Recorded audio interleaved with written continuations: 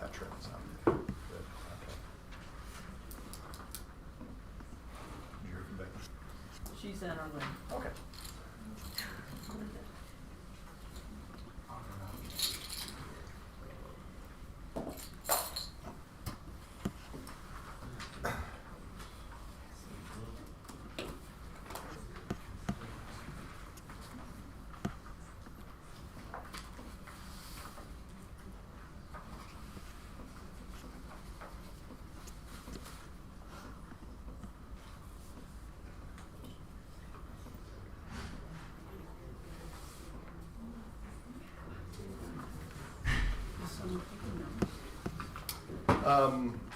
Mary Lynn was going to be our secretary.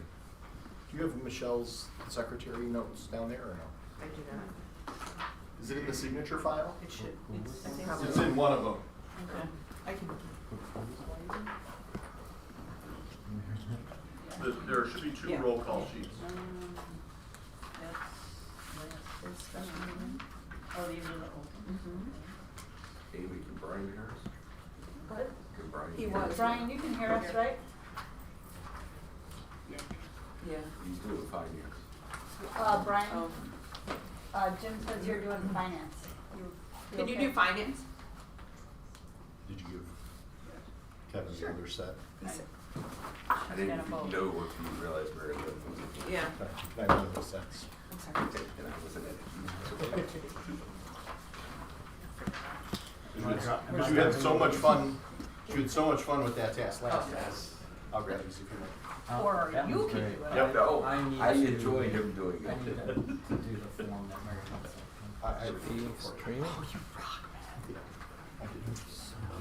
Do you need me to do this? Or no? Yes, Okay. please. Yeah.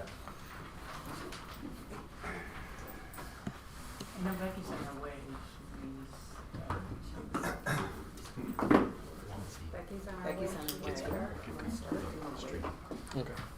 She's come, she's. I think all the between 1 and 2 people who are watching can be patient. It has nothing to do with our craftsmanship. It's just they'd rather be here in person.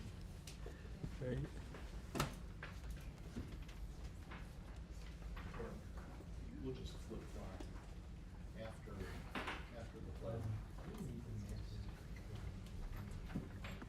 Present. You would say present virtually Yeah. So so you PV. can or vote, present yeah. remotely, yeah. After the pledge, we'll have the student senate students stay. So we'll go right to them, and then after them, we can go back to public visitor Okay. participation.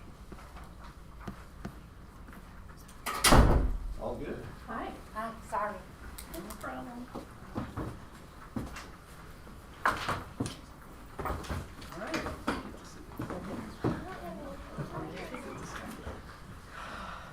It gets moved down. I'm glad I was on it. You're still low man on the totem pole, but you moved over a spot, so there's something. There's an empty seat. That's Yeah. true. I'm good here, I'm sorry. All right. Good evening. I call to order the Board of Education meeting for Prospect Heights School District 23 for October 12th, 2022 at 7:03. Can we have a roll call, please? Who's doing that? I Are you? will. Mr. Bednar. Okay. Present. Mr. Gordanis. Present. Mrs. McClaney. Present. Mr. Nordmark. Present. Mr. Novak. Present. Mrs. Peters. Mrs. Botwinski. Present. Okay, and next will be the pledge. Yes, and tonight we're joined by representatives from the MacArthur Student Senate. It's a student leadership organization here at MacArthur. All things MacArthur tonight, as we're going to hear from MacArthur's school improvement team a little bit later. So we'll I pledge allegiance to the flag of the United States of America and to the republic for which it stands, one nation, under God, indivisible, with liberty and justice for all.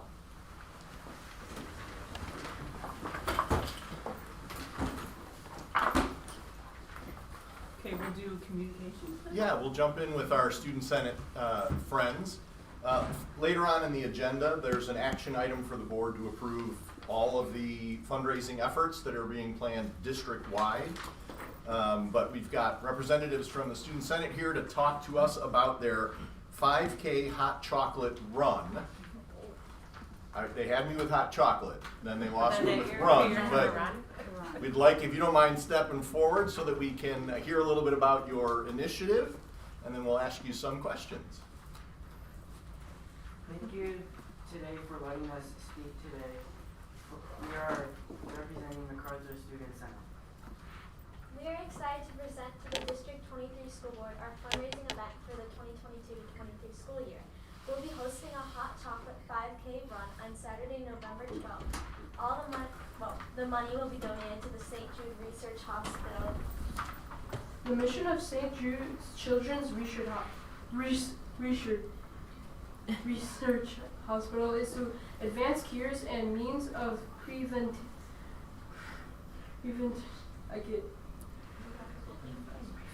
prevention for pediatric catastrophic diseases throughout research and treatment. Consistent with founder Danny Thomas's vision, no children is denied treatment based on race, religion, or a family's ability to pay. No family ever receives a bill from St. Jude for treatment, travel, housing, or food, because all they should worry about is helping their child live. Mm-hmm. Founded in 1962, St. Jude leads the way the world understands, treats and defeats childhood cancer and other life-threatening diseases. And we want to start talking about the entry. So for the event, adults, which would be 13 and older, would be $20. Kids 12 and under would be $15. We want everyone to register by November 5th. The waiver must be completed for each minor. All participants will receive the following with their entry fee. They will receive a race shirt and a post-race refreshments. The race information, we will meet at MacArthur Middle School, 700 North Schoenbeck Road, Prospect Heights, at the backfields. You will check in at 8:30 to 8:55. The run/walk starts at 9 a.m. The run/walk will be 3.1 miles. It will take us around the village of Prospect Heights. If you do not wish to participate, but you still would like to donate, contact Athena Clares at aclares@hcba.org. If you would like to volunteer, also contact Athena Clares at aclares@hcba.org. Can I get a refund? No, you are not able to get a refund. Therefore, because this is a fundraiser, like all purchases are fine. There's no returns. For families with kids, yes, strollers are 100% allowed. Can I walk the race? As answered before, yes, you can. And do you have to be a part of the D23 family? No, everyone is allowed to participate. Register today. You can fill out the registration form available in the office, or you can see Mr. Caseo or Ms. Clares for a packet. Any questions? That's excellent. Great Wow. job. Thank That's you. awesome. Sign me up.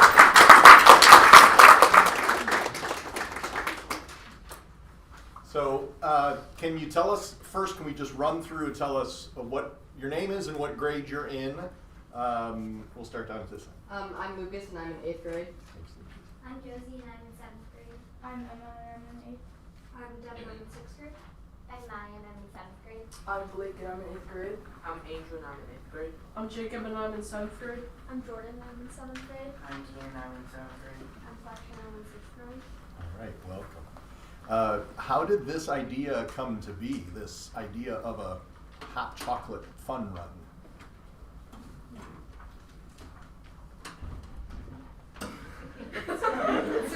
To be honest, it wasn't necessarily the Senate's idea. Ms. Caleres once brought it up at Since our first meeting, yeah. yeah, so she brought it up doing a fundraiser, but we weren't really sure how.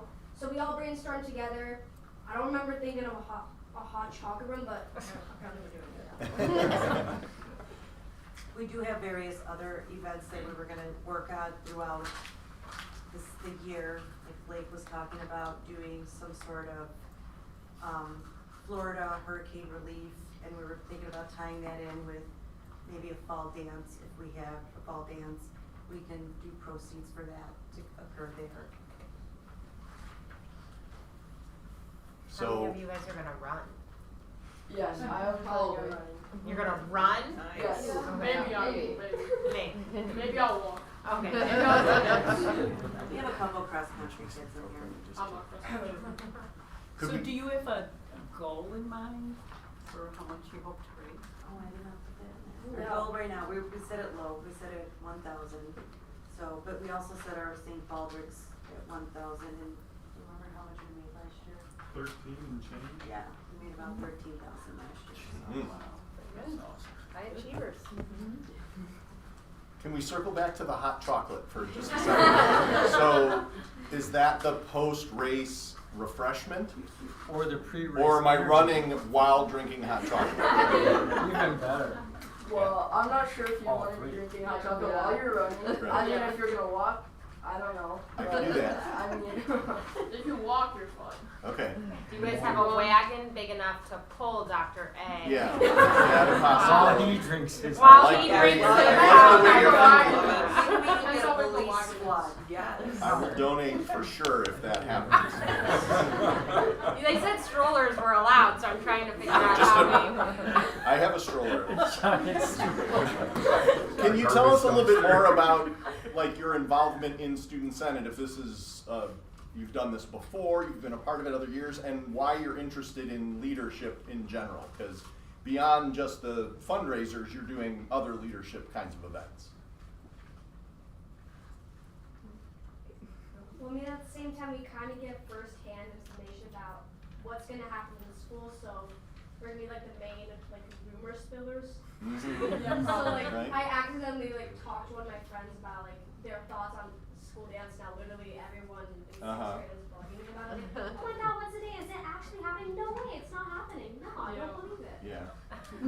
Part of the early planning and discussion. Half of the 8th graders in my, like, many of the 8th graders live in my neighborhood, and they're still in shock because, like, they've never, like, really heard if there's gonna be a dance, because, like, all throughout 6th and 7th, they've never really had a dance. So I'm still kind of confused on how to convince them that there is Yeah. a dance. I was new to the district last year, and one of the first clubs I joined was Student Senate, just because leadership is one of the most important roles to me, just because I think it is important to set an example to either kids younger or kids my own age. I joined Student Senate to be able to connect with people more. When do you guys meet? well, we do it like once a Every month or so. Yeah. Like during the school day, after school? After school, or sometimes it might be before school on Wednesday.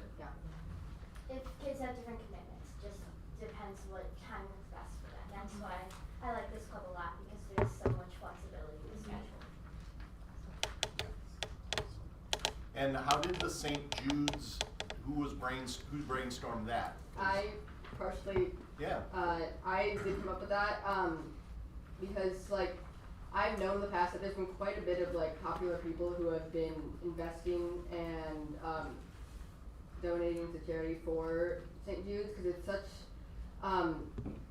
it's such a great organization that provides for kids who, and families who cannot afford medical care, and provides them with ways to keep their child alive and healthy, while also making sure that they can afford their own lives.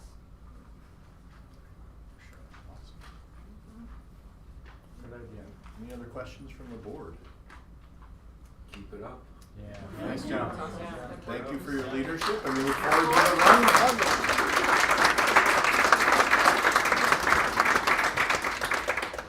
We were also gonna talk about Veterans Day.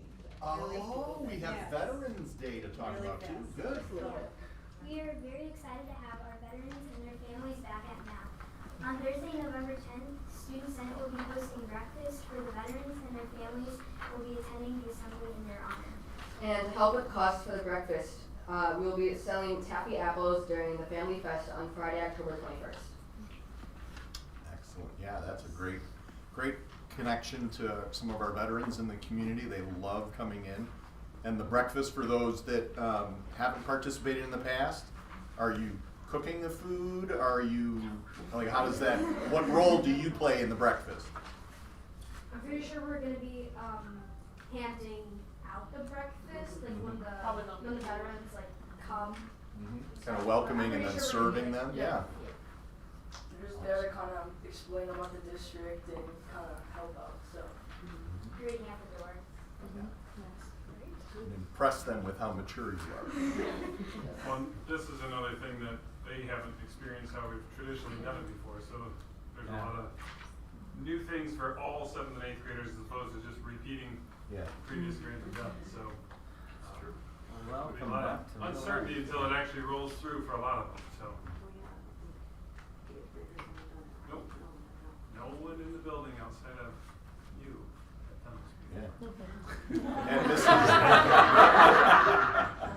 And Mrs. Caleras and Mr. Casea are the sponsors of the club?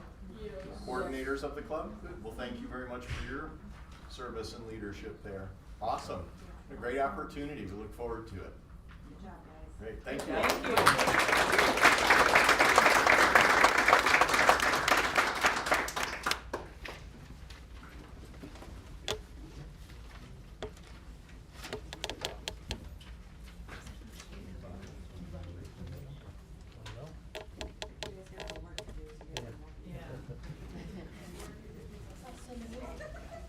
So you're all welcome to stay. Feel free. Josie, it's only gonna get better. Fine.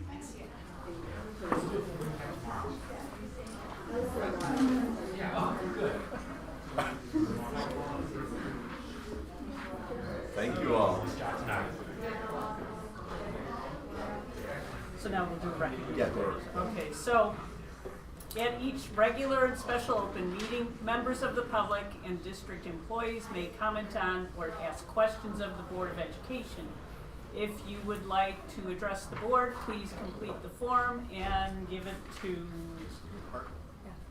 Mrs. McPartland, our recording secretary of the day. Yep. So the form is the pink form at the table. Is anyone here to address the board? Okay. So moving back to communications. So next we're going to shift in, staying with our MacArthur theme, we're going to shift into the MacArthur School Improvement Plan. As the board is aware, we travel to each of the schools one time each year, both to have a little experience in these newly renovated spaces like the refurbished LRC here at MacArthur, but also to hear from the host school's school improvement team. So we have a presentation. I'm going to turn Brian so he can see, and then we'll step out of the way.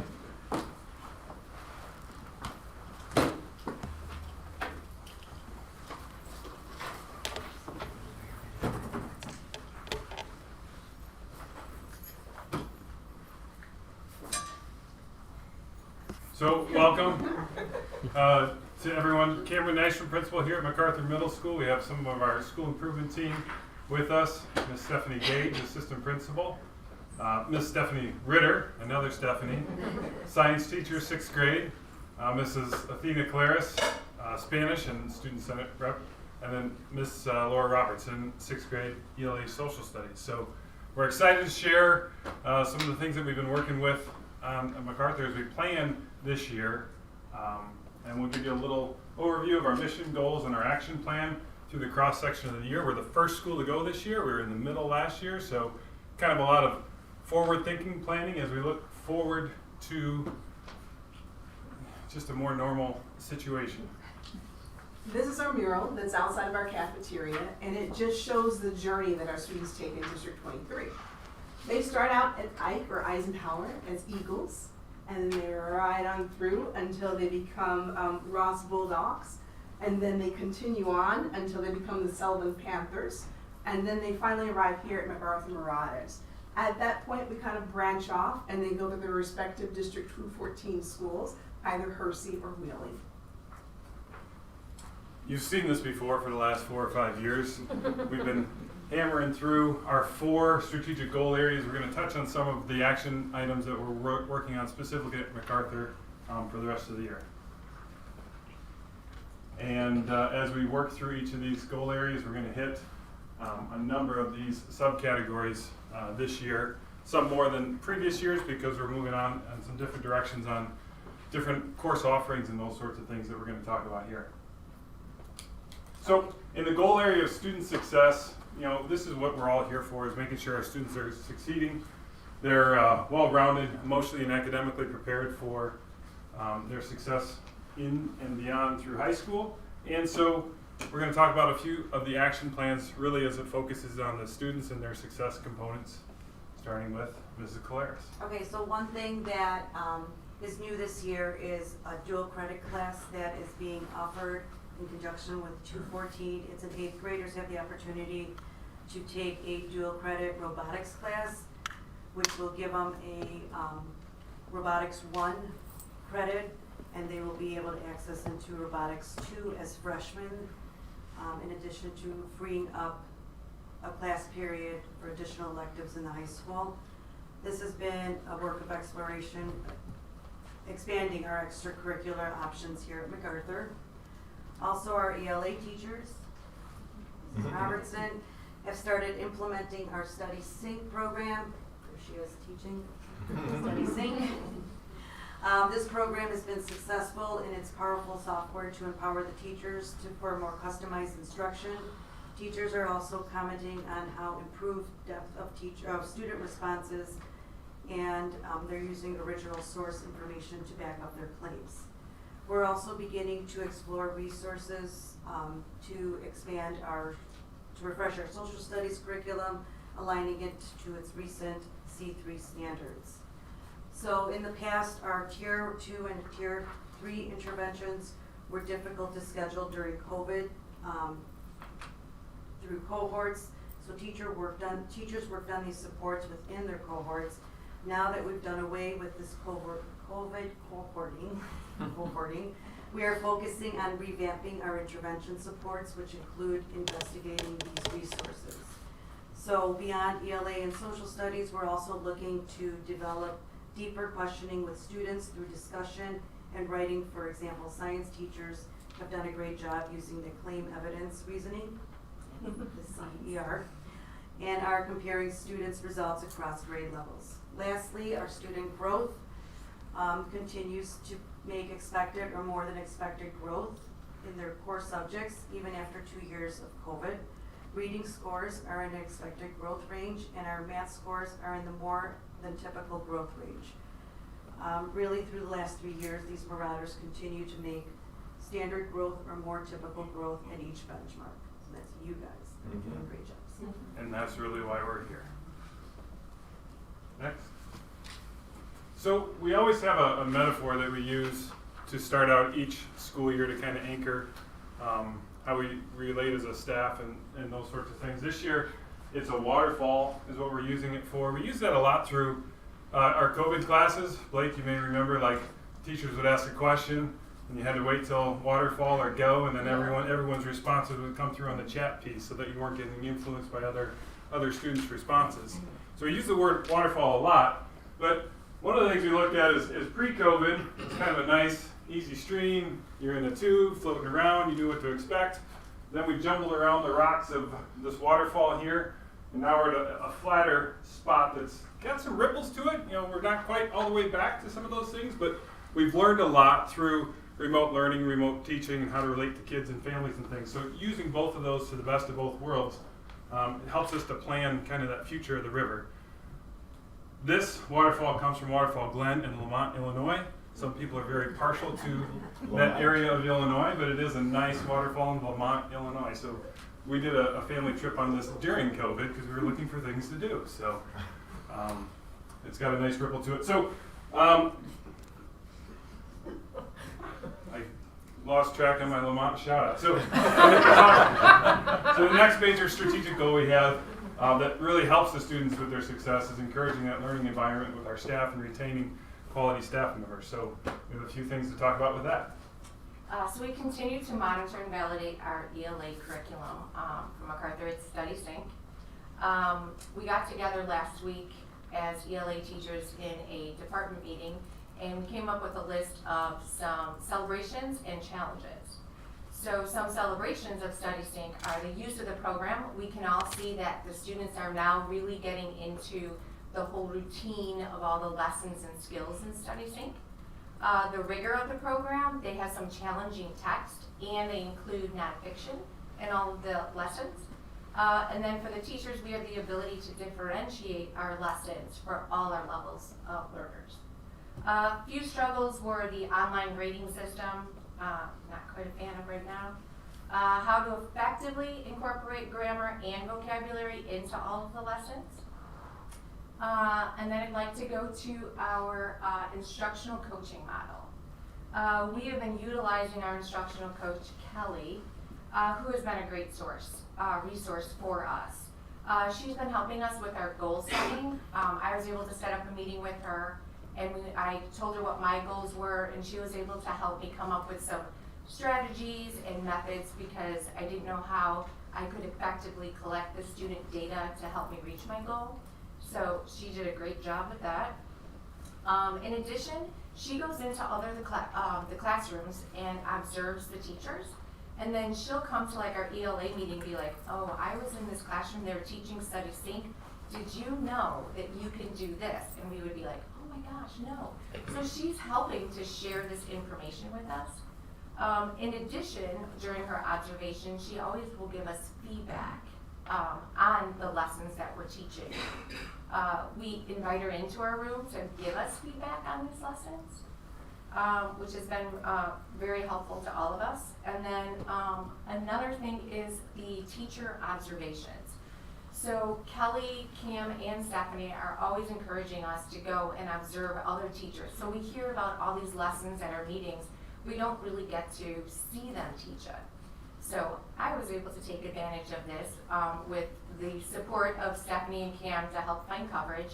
And I observed Megan Kevel teaching stations, which we talk about how we teach stations, but I wasn't able to really see her teach it, so I was. She did a great job, and I'm going to be teaching stations. I do it a little bit differently, so she's going to come observe me, and then together we're going to talk about and reflect on the different process to see how we can improve it.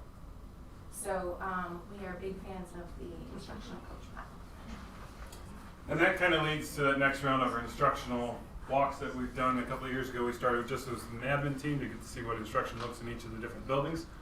Because in Eisenhower, it's much different than MacArthur. And then it gets a little bit more typical than what we're used to. But that's helpful to see other buildings. Last year, we included our teacher leadership team to go around on some of the walks and see some of their peers. And now, with Kelly on board as an instructional coach, working through that avenue as well for more of those in the moment, seeing how instruction happens in our buildings. And our third goal is in the area of family and community partnerships. And so our goal is to actively engage and communicate with all families to foster those relationships that benefit the student learning and then understanding our district priorities. And so, as you can tell here, we've got some posters and some students. We had a little contest and advisory at the start of the school year. It was our safety themed posters. And all of the advisory students came up with a different safe approach to something. It could have been, health safety, internet safety, crossing Palatine Road safely. My advisory did staying at home alone safely. So it was just really a variety. And the administration team and our local police department came by to be the judges. Our students had to present, their poster in like a minute or less. And we named some winners, and we have those proudly displayed in the hallway. So that's just one example of getting that community engagement going. And Stephanie will tell you some more. We'll be continuing our mock interviews through our careers unit and the fact spots, the family and consumer science. Next month, our admin team from Hersey will be coming in and for as guest interviewers. Then we'll have Wheeling in February come in. Then we'll also have community leaders from the library, the park district, police, and the fire departments are going to come back in the springtime. Our park district reps, they have so much experience in interviewing kids of this group that they actually look at them for summer jobs as the pool department. They're looking to hire some of our Marauders last spring on the spot, but they weren't quite yet old enough, so maybe those kids were interested and willing for Marauders. Work permits. Yes. We continue to work with our partners at Link Together for resources to keep our families up to date on social issues that are affecting our youth. And we're also looking for ways to enhance our live streaming capabilities and to services to our families who aren't able to make it due to other obligations. Parents, when they're stuck in meetings or other obligations, as I said, they love watching on their phones as well as our out-of-town grandparents. Oh, okay.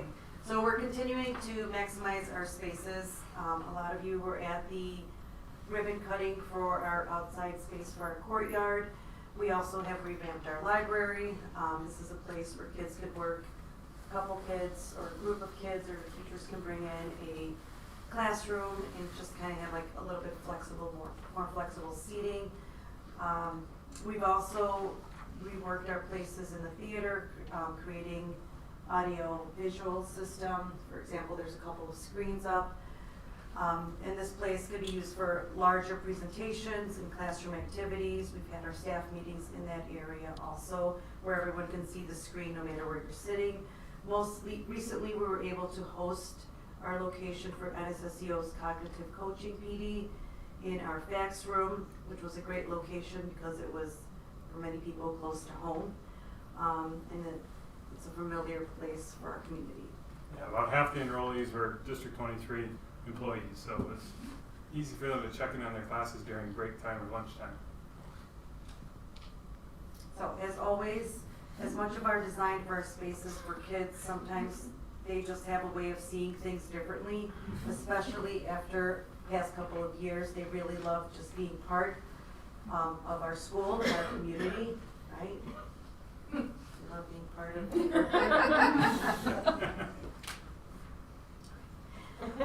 To the board, we'd like to thank you for your continued support as we strive to improve the learning experience for our students, parents, and faculty. The support of the board is greatly appreciated, and we look forward to working with you through our challenges. We are very fortunate to have a community that is very supportive to our school and who firmly believe in the capability of our students. Yes, thank you. So are we planting children now? Yes, that's how we're growing. That's how we're growing. You've heard of grow your own. That's right. Yeah. That's really Innovative. It's It's another dimension. They hadn't been filled with dirt, so I took a picture and sent it to Amy and Don and said, guess what? Yes. Like, we would have never thought that. Right. They were just happy to be outside. So how many students can you fit in the Yeah. playground? Any other questions, thoughts, comments from the board? I'm curious, you were talking about the dual credit for the robotics. Is that something that we would think of for other types of classes down the line sometime? You know, like, I don't know, math or? Yeah, I would hope so. It's some option. I know Amy and Don and Amy have been working on with 214 and the partnerships with specifically that room is where it started with, so that opportunity for the kids and solidifying it into the school day. Because like our schools have BIM programs outside the day, we have a strong one because we're able to keep it in our school schedule. And so if we were able to have some of those opportunities within the school schedule, plus those kids are still here from 5 to 8:30 on Monday nights doing the build as well. So, we have a Spanish piece that Mrs. Claris does where there's a test out option, for the first year, but yeah, as continue to grow, Yeah. we can have some good ones. I would think that would be a huge advantage for the high school kids because it carries through because they have that extra class, or they can do dual credit for high school and college. On the other end. On the other high end. school senior, yes. And you can get some of those gen eds for college done. Yep. And you could start off, closer to being a sophomore than a freshman in college. Mine did exactly that. Over 20 credits. Yep. I was like, yes. Well, and I would think that sometimes you want to take more, two things that are at the same time, or there just isn't enough time in the day, and so this would maybe open up those other opportunities. Yeah. the high school to college pathway for actual credits has been pretty well established. Having classwork that you can test out of isn't high school credit per se, but it does advance.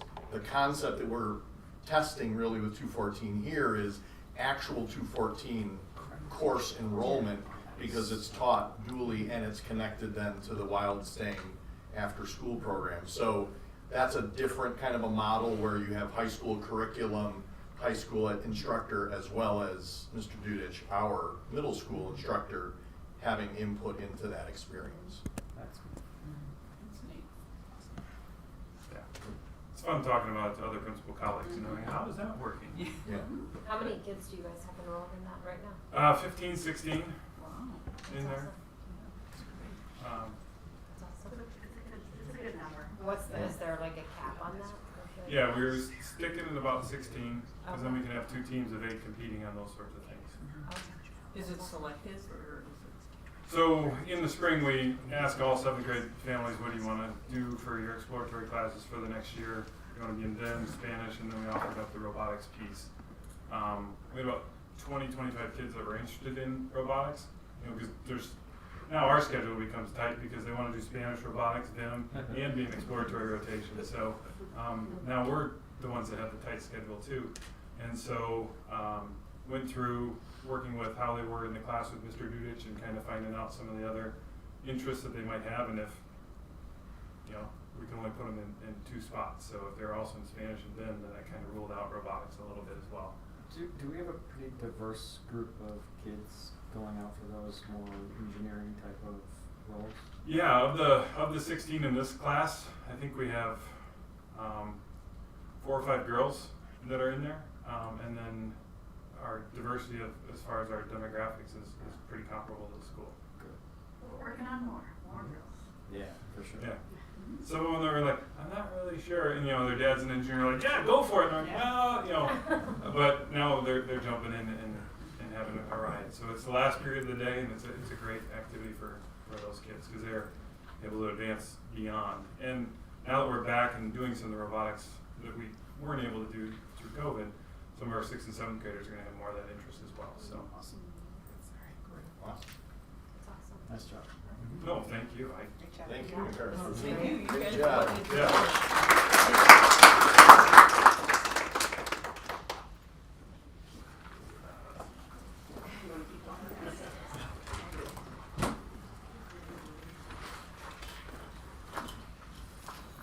All right. Our next communication item, we're happy to invite Sarah and Jill forward, our PTO presidents. And for those who were able to participate in the golf outing last week, we lucked out with some beautiful weather and just had a great time. We're establishing this pattern to help recognize and send our appreciation to the PTO, as well as to kind of inform everyone as to the good work that the PTO is doing and is planning to do for this year. So thanks for being here with us tonight. Thanks for having us. So I'm Sarah White. I have a kindergartner at Eisenhower and a 2nd grader at Ross, so new to the PTO life. So it kind of feels like it's like, I don't know, fresh start for the PTO after COVID, and then also like fun to jump in and get going with it. And I'm Jill Lysias, and I have a 2nd grader at Ross, a 4th grader at Sullivan, and a 6th grader here at Mac. So I'm going to talk about the things that we've already done so far this year, and then Jill's going to talk about what we have going on. So we started out with, we did something called Sneak Peek Treats for our back to school days.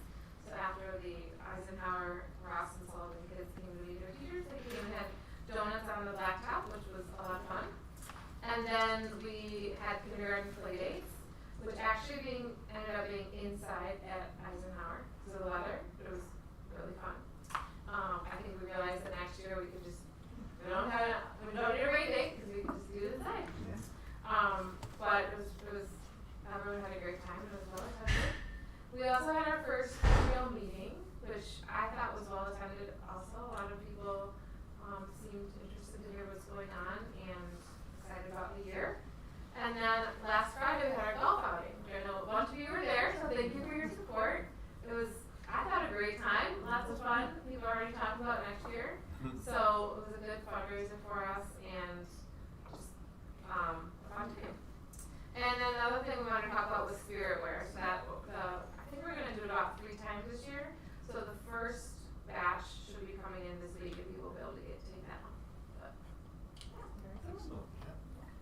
I'll talk about some things that we are glad to be back at doing, and just some other things we're looking forward to this year. So first off, we're really glad to be back in the classrooms. We have room parents back in the classrooms for class parties, and we're back in the classrooms thanks to Brian with AVIC for art volunteers in the classrooms. And I know parents have been reaching out to teachers already, setting that stuff up, and I think those connections, just getting parents in the classroom, that's a great way to get parents to know what's going on in the schools. So we're glad to be able to help that. We hope to support some in-person assemblies again. We have a great person who's heading that committee up, and I know has been in contact with the principals. I know MacArthur already has the Veterans Day assembly plan, but then there's some other assemblies that are in the works. The Fall Fest that's coming up, we're partnering and kind of helping get volunteers together for that, and also providing it's an option for us to do a little fundraising too with some food for that. We hope to do something again with a family fun night in the winter. That has always been a big fundraiser for us, along with golf outing. We're not sure exactly how that's gonna fully come together yet, but we are generating ideas and working on it right now. So, one other big thing that we always like doing is also just sharing our appreciation with the teachers and staff and custodians. And one of our PTO members noticed that it was going to be National Custodian Week a few weeks ago, or day, and she reached out and said, "Can we do something?" And I said, "Sure, if you want to do it." And so I had reached out to Amy just to ask, "Is it okay if we drop something off? How many people do we need to account for?" So we just like making a point of recognizing all of the people in the schools that are helping, and so that was just something else we did kind of out of the blue this year. Questions for us? Oh, thank you for, Yeah. The golf outing was a blast. yeah. I mean, next year you can make it a little warmer. I know. We had to give up with about 3 or 4 holes left. We did too.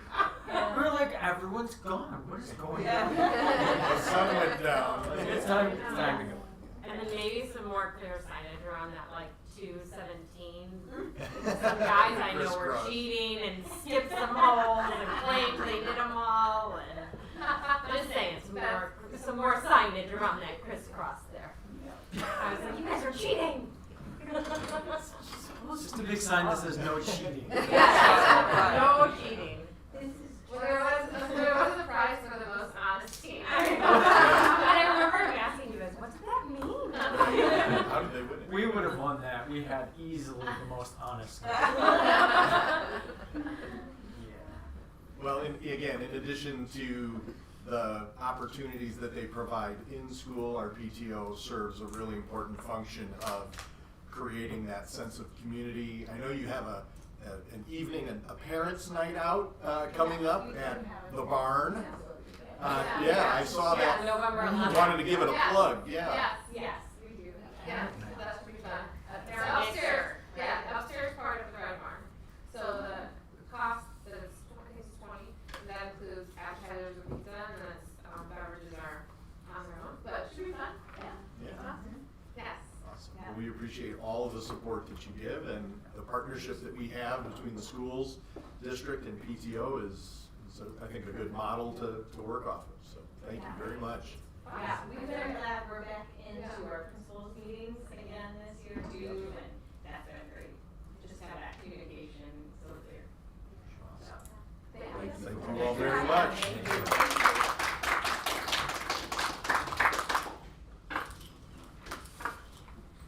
The next communication item is, I included in the packet a copy of the Illinois State Board of Education, what's called the determination.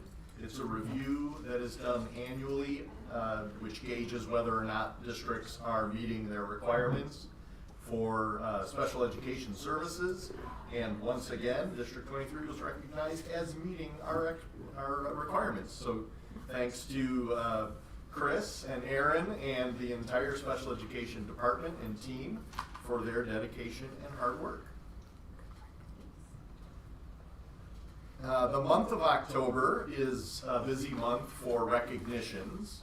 As was just mentioned, October 3rd was Custodial Appreciation Day, and Mike and Amy and Joanne worked on something from all of us as a sign of appreciation, and then each of the schools, the classes put signs and posters and things up to extend their appreciation, but we want to just take a moment again and thank our custodians and the entire custodial maintenance crew for all the work that they do to keep our facilities clean and safe and healthy for us, and for all of the work that often goes unseen, because you don't usually hear about it unless there's a problem. When you walk in and the room is set up and clean and ready to go, it doesn't necessarily trigger that somebody was behind that, but we thank our custodians and maintenance crew for all that they do.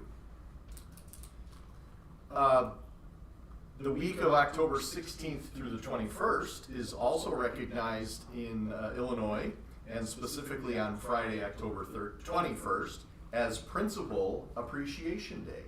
And so we want to congratulate and thank Ms. Gage, Dr. Nystrom, Ms. Meziere, Dr. Curtis, Dr. Lombados for their leadership of our schools and for all that they do to continue to foster our growth as a school and as a district.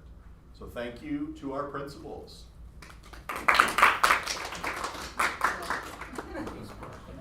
Polite golf applause. Oh, I heard a roaring. Roaring. And October 17th through the 21st is also recognized as National School Bus Safety Week. And so while it's not necessarily an appreciation day, we use it as one because we want to send a message to First Student and our drivers and our partners that we appreciate very much the way that they conduct their business in keeping our students safe as they travel to and from school. And so Amy has created a lovely little gift bag with good things in it. Nothing that's. You don't want to give it out, you want in case they're watching? You don't want to like.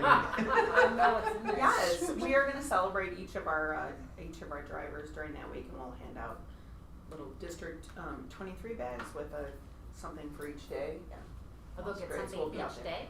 No, it's a one bag with lots of different things. Oh, okay. I was So we're thinking just in the something process of putting those You're together. jealous. You Yeah. just wanted to I start driving a am. bus, I didn't was you? like, you're looking for drivers. Well, Right. I know. I First was Student gonna is apply. hiring for those watching. They are. Apply just for the gift bag.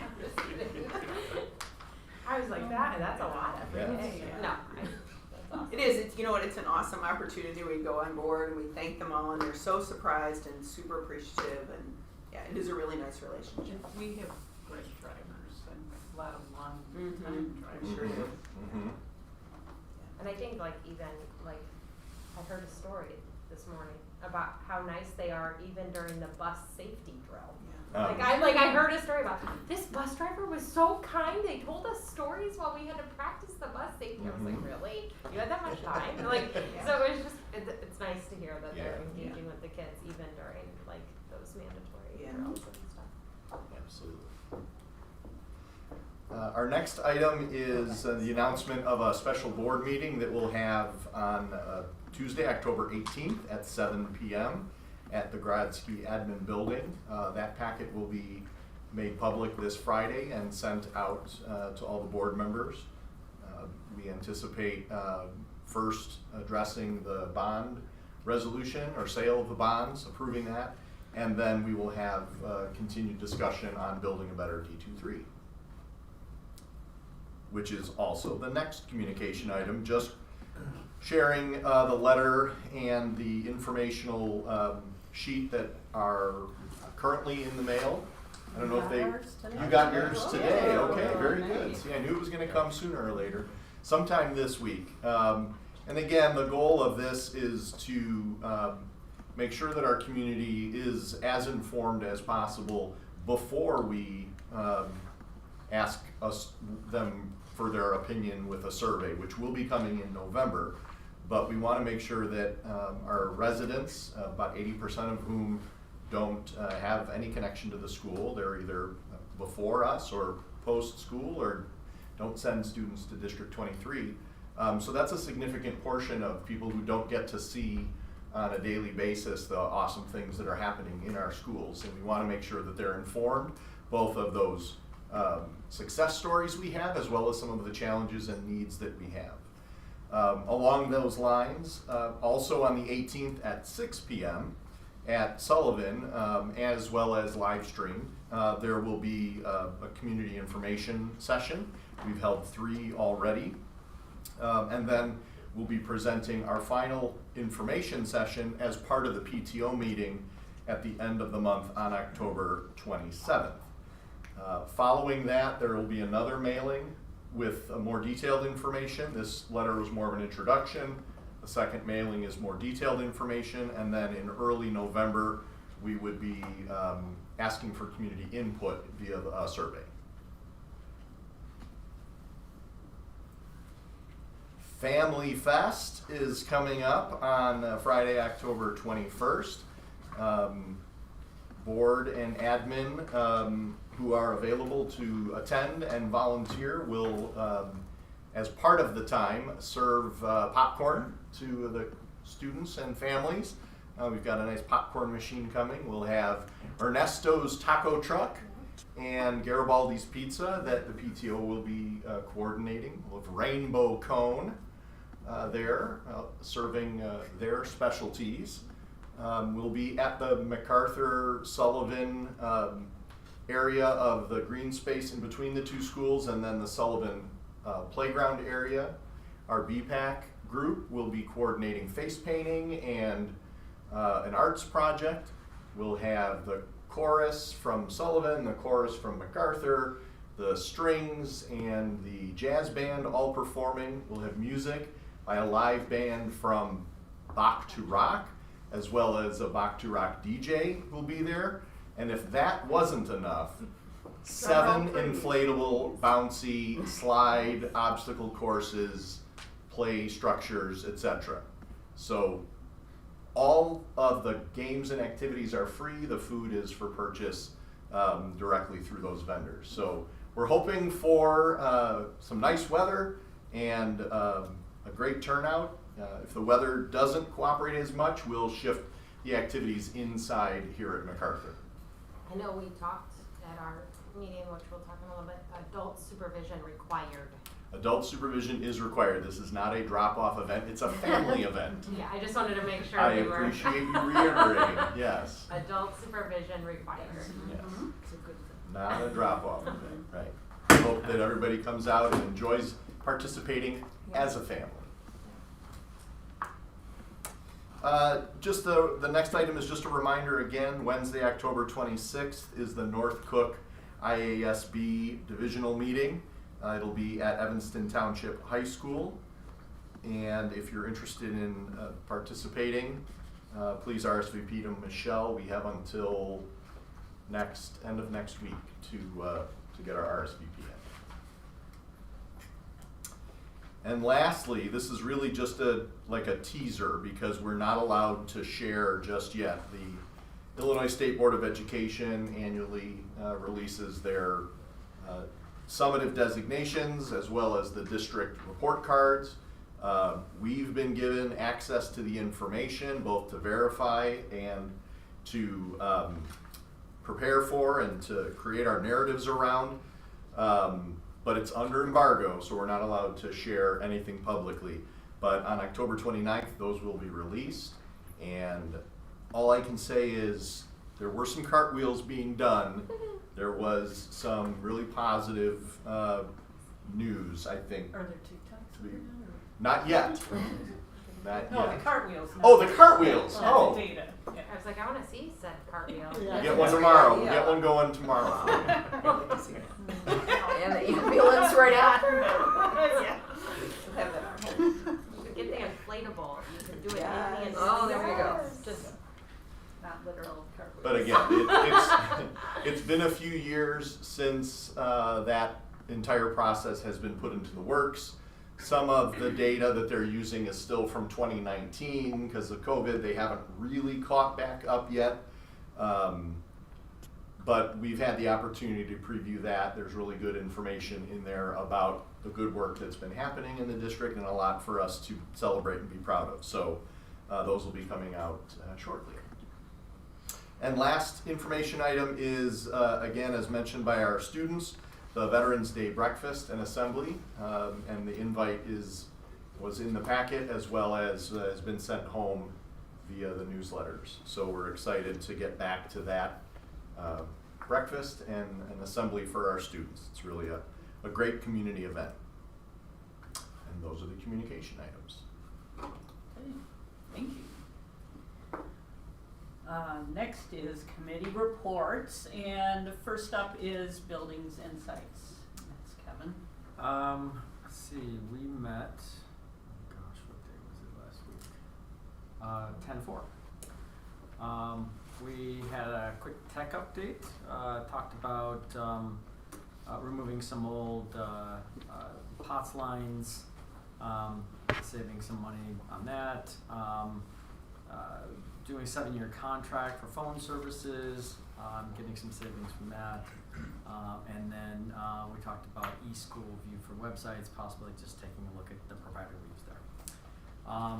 We discussed a proposal for a dry well that is going to, at least a proposal that was put in, to help eliminate some ponding in areas that were kind of, I think, is exacerbated with a little bit of ponding due to the removal of some non-pervious, structures that we put in when we did the outdoor learning centers. MAC, we talked about the collaborative seed project and naturalizing wet field areas. These are areas that we're looking to add a little more educational value to by making them so that they can be used by the classes instead of having to go to other places for that. But I think there's a desire to start that in November and then add some natural, like I said, herbicides and whatnot. We went over capital projects for next summer a bit. Talked about the HVAC project over at was it Here. Yeah, MAP. And then remodeling of the basement, at least phase 1 of it, of the Grodzki Center. Talked about whiteboards and projectors at Ike. We only did Mac, Sullivan, and Ross so far, so Ike would be the kind of the finishing up of it. And then benches, tables. I think they're done now, right? Yep. Everything's in. That kind of finished off the outdoor. It's not Eisenhower, but Still yeah, waiting on this it. campus Yep. is done. Still waiting on it. Okay. Oh yeah, Ross Sullivan, that's right. And then working with Archon to update the facilities plan, and we're going to have some discussion on that tonight. That's all I have. Okay. Any questions? Do you have an idea on the Eisenhower, like how much longer still? Mid-October. That's what we talked about, That's right? what Karen's telling me. Yeah. We're sitting on Christmas. Holiday season, we're gonna. No, When I they don't. arrive Yeah. is the answer. Brent and I will throw Put a a big red bow on it. party. Yeah. We're not quite or to 2 mid-October. weeks. Not quite mid yet. We have A days. couple more days. In another 2 weeks, that's all. It's gonna be great. It will be great. Thank you, Kevin. Next will be finance, and is Brian doing it? or- Brian. Brian? We met last week, October 3rd. Is everybody able to hear me okay? Yes. Yes. Okay. Great. I think the items we walked through, did a review of the budget calendar. We spent a little bit of time talking about, some ideas for updating the presentation of budget materials to the board. That I think that Amy's going to incorporate. We got an update on the sale of the working cash bonds. we talked about the technology updates that are in the packet for tonight. Amy gave an update on the summary of grants. We had a discussion about the first student contract and some feedback that we had gotten from first student. I didn't see anything in tonight's packet about that, Amy. I guess I'm not, is that something that we're gonna discuss tonight, or would you rather hold off until we have further updates from first student? Yeah, we are not discussing that tonight, Kevin. We're still having those conversations with them. So hopefully for November, we'll bring something forward. Okay. Okay, awesome. And then we also had an update from Organic Life, and I think that was really it from my side. That Amy, Don, Brain, was there anything else that we had talked about there that's worth bringing up here? Covered it. Covered. Okay. That's it. Thank you. Okay, thank you, Brian. Next is NSSCO, and that is me. We had our meeting, NSSCO's meeting was last night. We started early, and if you remember, Judy is retiring after this year.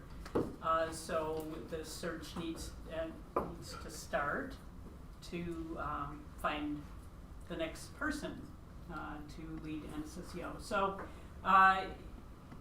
the meeting started early, and we had presentations from 2 search firms. One was Hazard Young Atia, and the other was BWP. I'm not sure what that stands for, but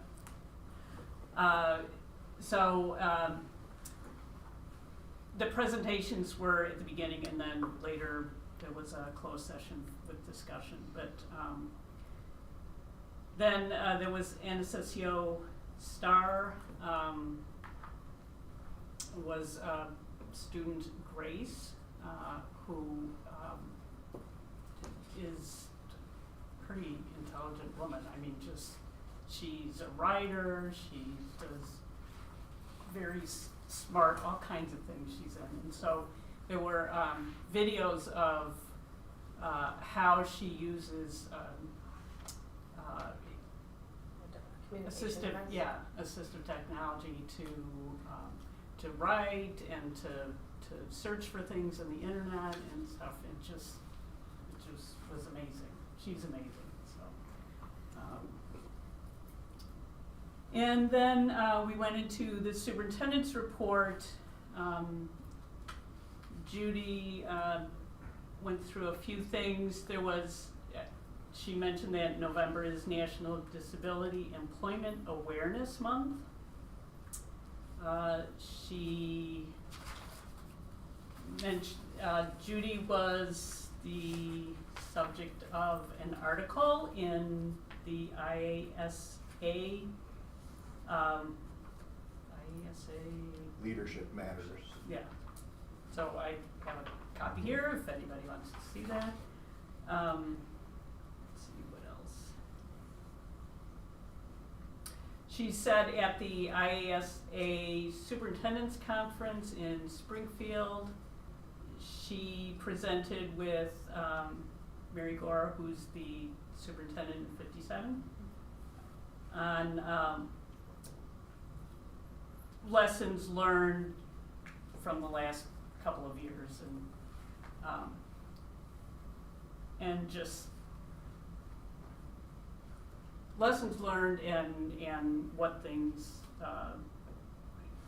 we can take away from the last couple of crazy years. So she also, and I don't think I brought that, she also included, there was a list of quotes from various superintendents, of, quotes of their own or from, famous quotes that are kind of their guiding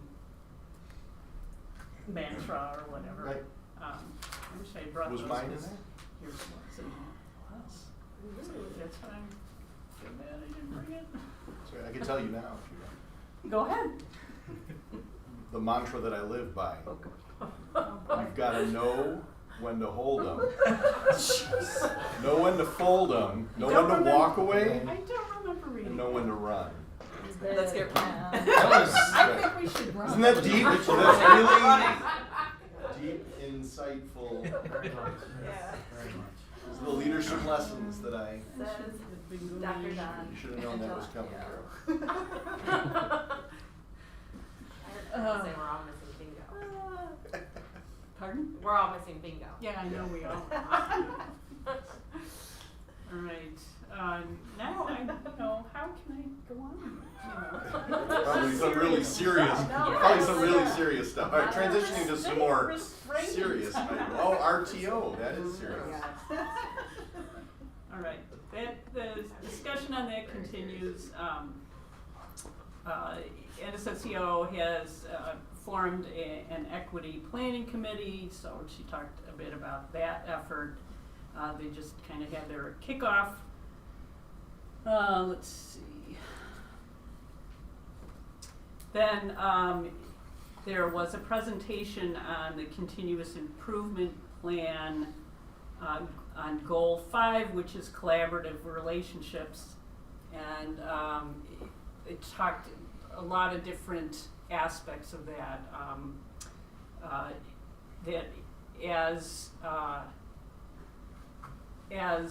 the plan is created for students, they're making sure to talk about transition the whole way through. Like when they start with, you know, as early childhood kids and all the way on through, that transition is a focus, and so, and yet I know that in the past, I mean, before we kind of got to that point, I think transition kind of was like, well, that's, you know, when you're in high school. Right. And I know a lot of parents that they felt like they kind of hit a wall at that point. So I think it's great that that is part of the practice.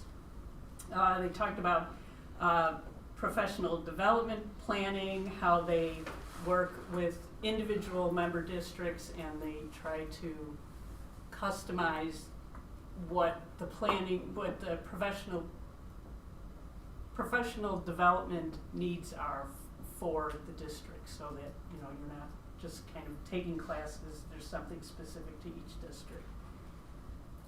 And they also talked about the PERC at NSSCO, which is the Parent Education Resource Center. That's a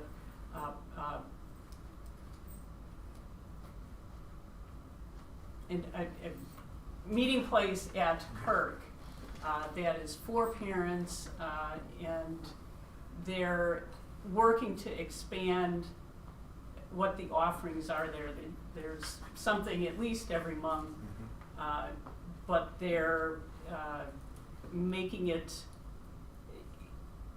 the subjects are more broad and not, it was getting repetitious, I think, in the PERC. So now it's more, you know, they focus on the different age groups and what the issues are for those families at that time.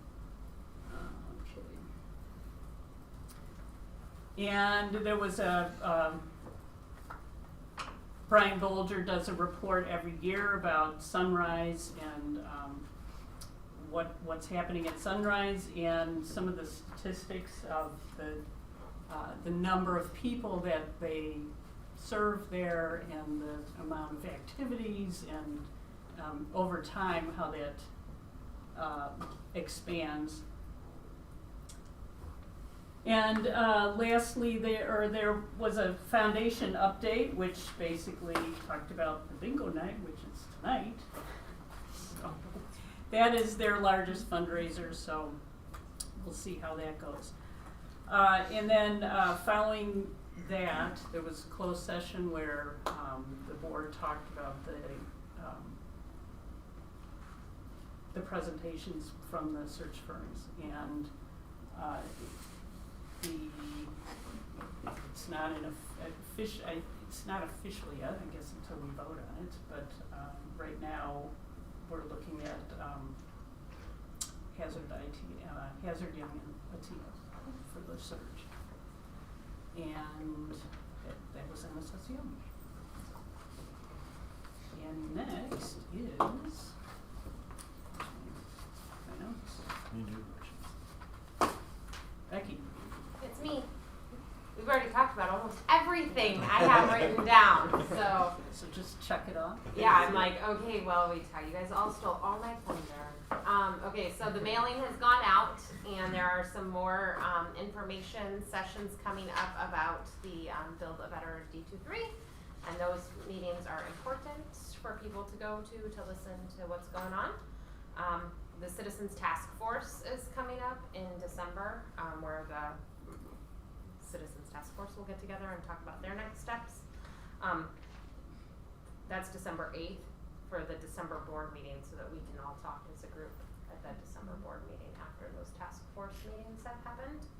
And the public comment about that will be there that night too.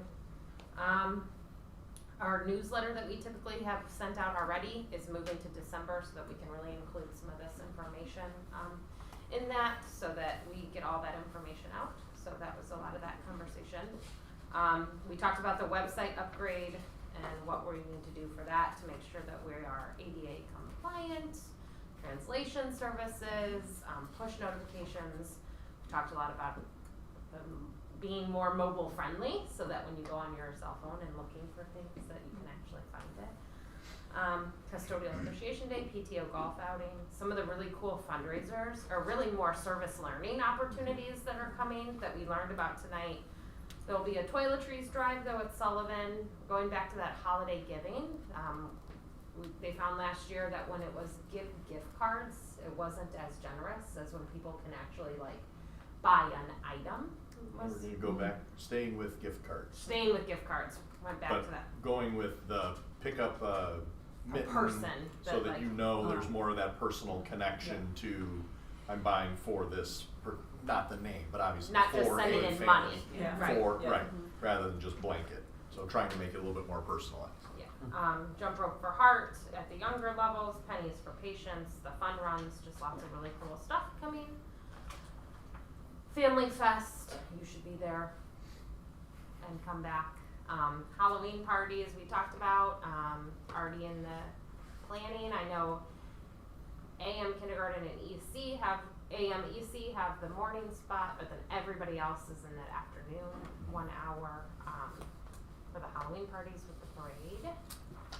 And really getting parents back engaged, which the PTO really talked about tonight. And so just getting people back in the classroom, I know that that's been pretty awesome to see, and you know, like on Twitter to see all the fun like mystery readers and getting that back. So it's exciting to be a part of.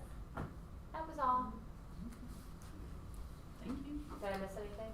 Nope. Okay. Just making sure.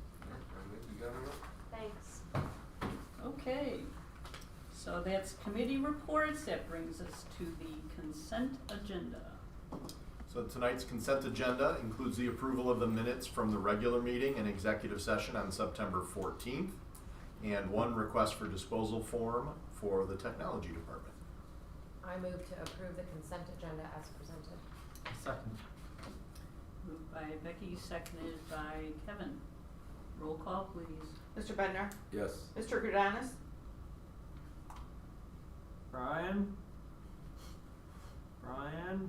Still I think I'm sorry, I cannot unmute myself. It's all right. Mrs. McClaney? Yes. Mr. Nordmark? Yes. Mr. Novak? Yes. Mrs. Peters? Mrs. Botwinski? Yes. Okay, motion passed 6-0. Next is the financial report. So Mary Lynn had the bills this month, and I checked in with her earlier today. She said that there were no issues or anything. Was there anything that? No, she didn't really have any questions, Okay. which was great. Okay. All right, so we need a motion for the financial report?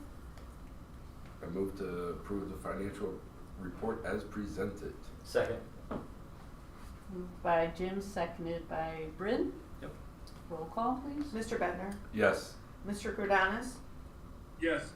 Mrs. McClaney? Yes. Mr. Nordmark? Yes. Mr. Novak? Yes. Mrs. Peters? Mrs. Potwinski? Yes. Motion passed 6-0. Okay, next is the superintendent's report. For our presentation this evening, again, we'd like to welcome our partners from Archon. We have Aaron Miller and Brian Johnson. Welcome. Thank you for being good partners with us and for helping develop this presentation. We will again shift our attention to the screen and share the info and then have any follow-up conversation, discussions, questions. Thank you very much. Thank you for having us here tonight. For those of you who haven't met Brian, he's a senior associate with Archon Associates, and he gets all the credit for the heavy lifting with the updates to the facility plan. So tonight we were hoping to walk you through a little bit of history, remind everyone of the timing and the organization of the original facility plan. Archon came on board with the district in 2016, and that was the first thing that we were tasked to partner with you on. So we'll be providing a little bit of a refresher on how that was organized. Then we'll walk you through the updates that we've completed to date. The items completed, we'll talk through the budget updates and the new projects that have been added. And then we'll take a little bit of a break after we walk through the organization, the charts, because we prepared a couple graphics. We'll give you a minute to walk up here and take a look and let us know if you have any questions. We partnered with your team to try to come up with a graphic way to demonstrate what's been completed to date in a simple approach. Then Amy will walk through the district approach to funding. Brian will provide a 5-year outlook, and then Mike will close us out with an update on the summer 2023 projects. Okay, so as I mentioned, Archon came on board with the district in 2016, and we spent time that summer walking all of your facilities. Architects and then our director of building envelope also walked the sites. Then from September until roughly November, we worked with your administrative team and with your buildings and grounds department and met with your building and sites committee to talk through our findings from that report, discuss and really work as a team to prioritize and organize the information into a 10-year document. We presented to you in 2017 those final reports.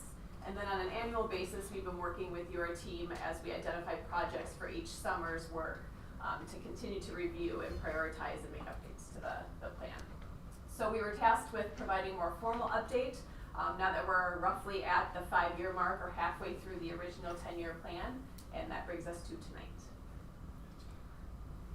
Okay, so the snippet that you see on the screen of the spreadsheet is the original facility plan. It's roughly a 100-page document.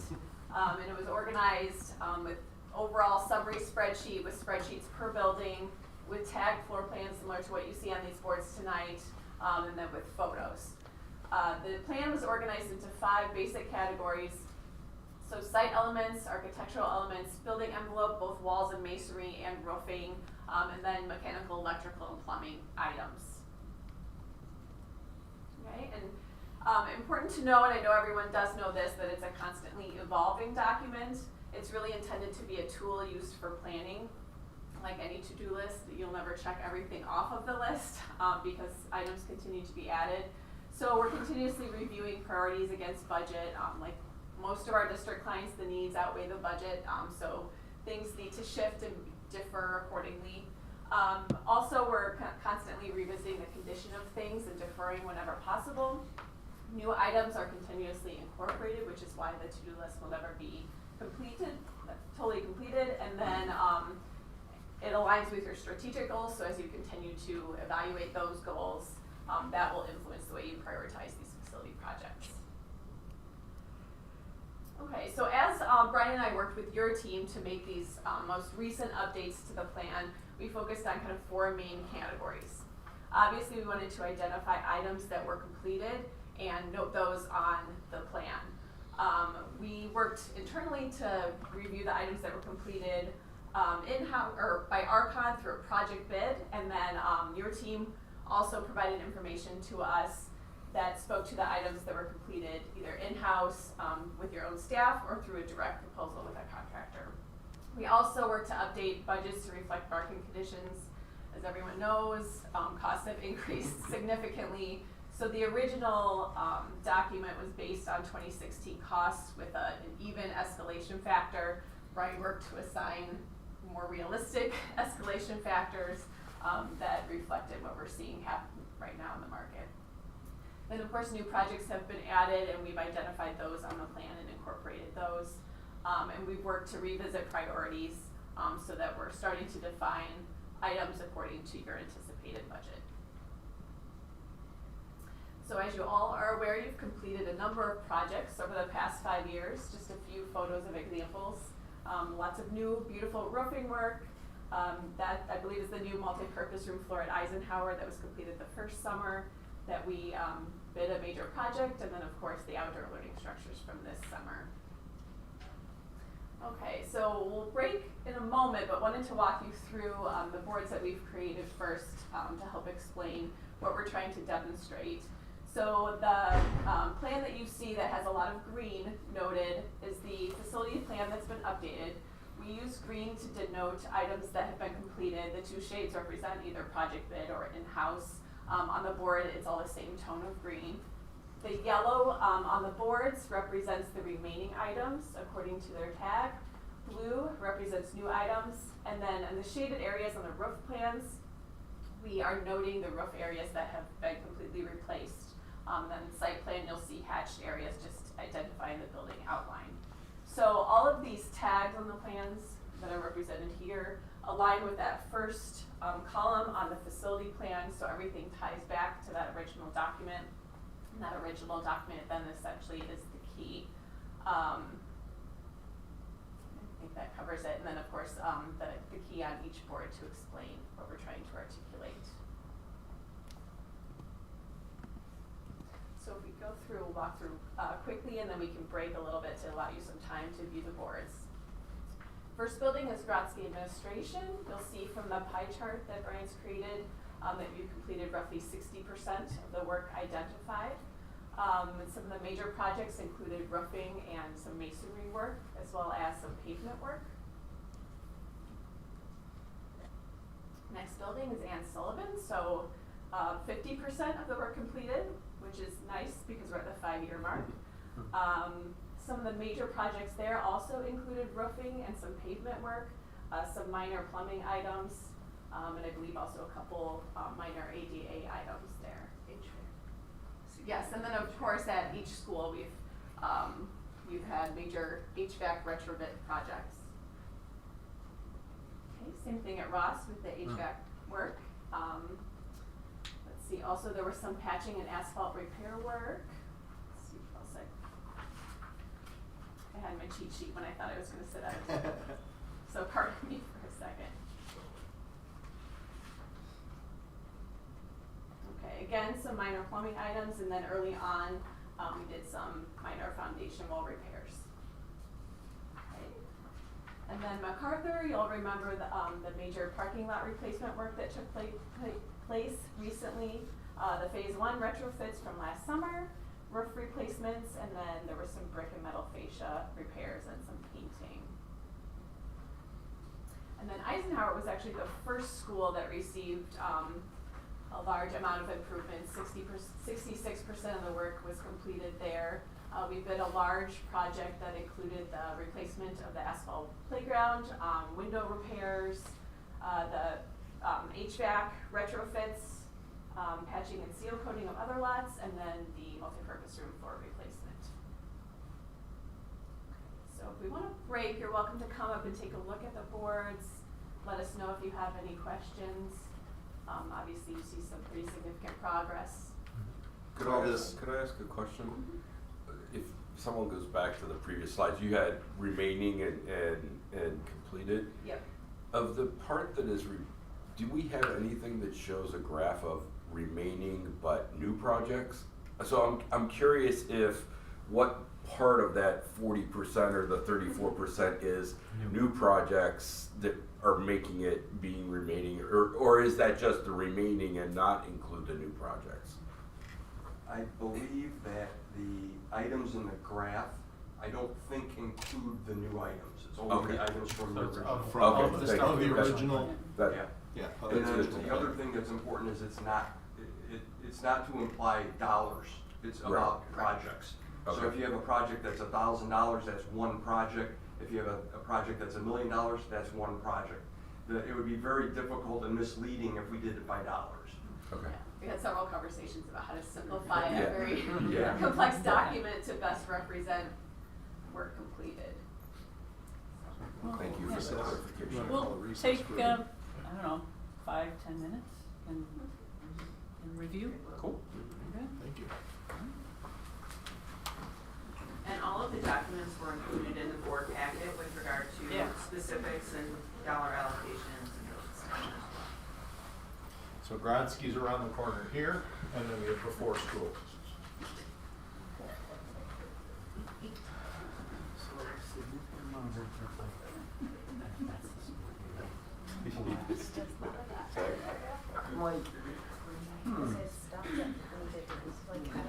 I thought the same thing. I actually, one of the questions I would have is, how much are we gonna throw away? Yeah. I thought the exact same thing would have At the worked meeting, out. you were like, that graphic, I was like, that's what triggered me, said, let's try that. So it's harder, all the different kinds of projects, but each of these aligns back to something. It goes to. It's either to be done or was. Yeah, no, I like it.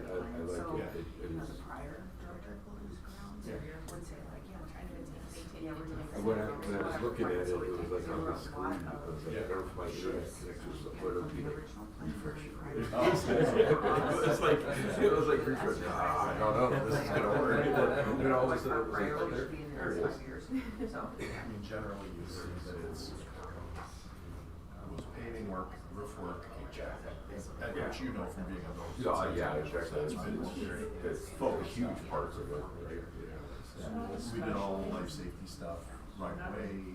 No, I mean, like the major projects with the HVAC, that's, pending here this year, this upcoming summer, we're gonna phase of the HVAC.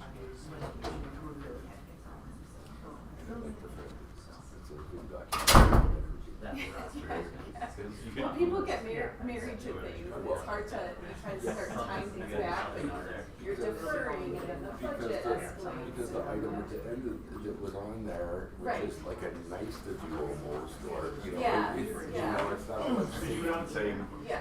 And it's gonna, there's gonna be other priorities in front of it. I mean, Exactly. it's just. Or items that are identified I might have as to a get new too, age, I think or there's a remove two. their condition, and then people might not really actually get a shade, or Right. Yeah, exactly.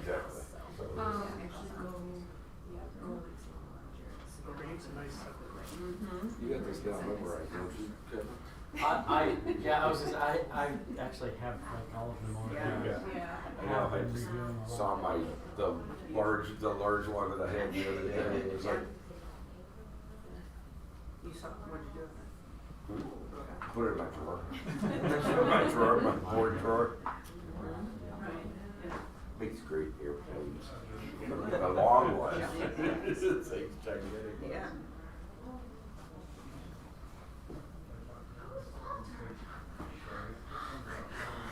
So much work.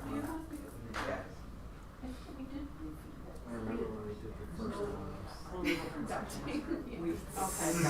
It was very. Yeah, that was over the past 2 years when you see that. hours long, because you're trying to review findings, but there's so many items. Years. It's very hard. Yeah. Yeah.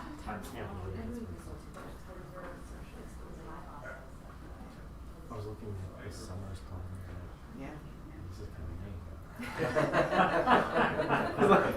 I was like, compared to last year. Compared to the last year, my gosh. Yeah. I mean, necessary to. Regroup.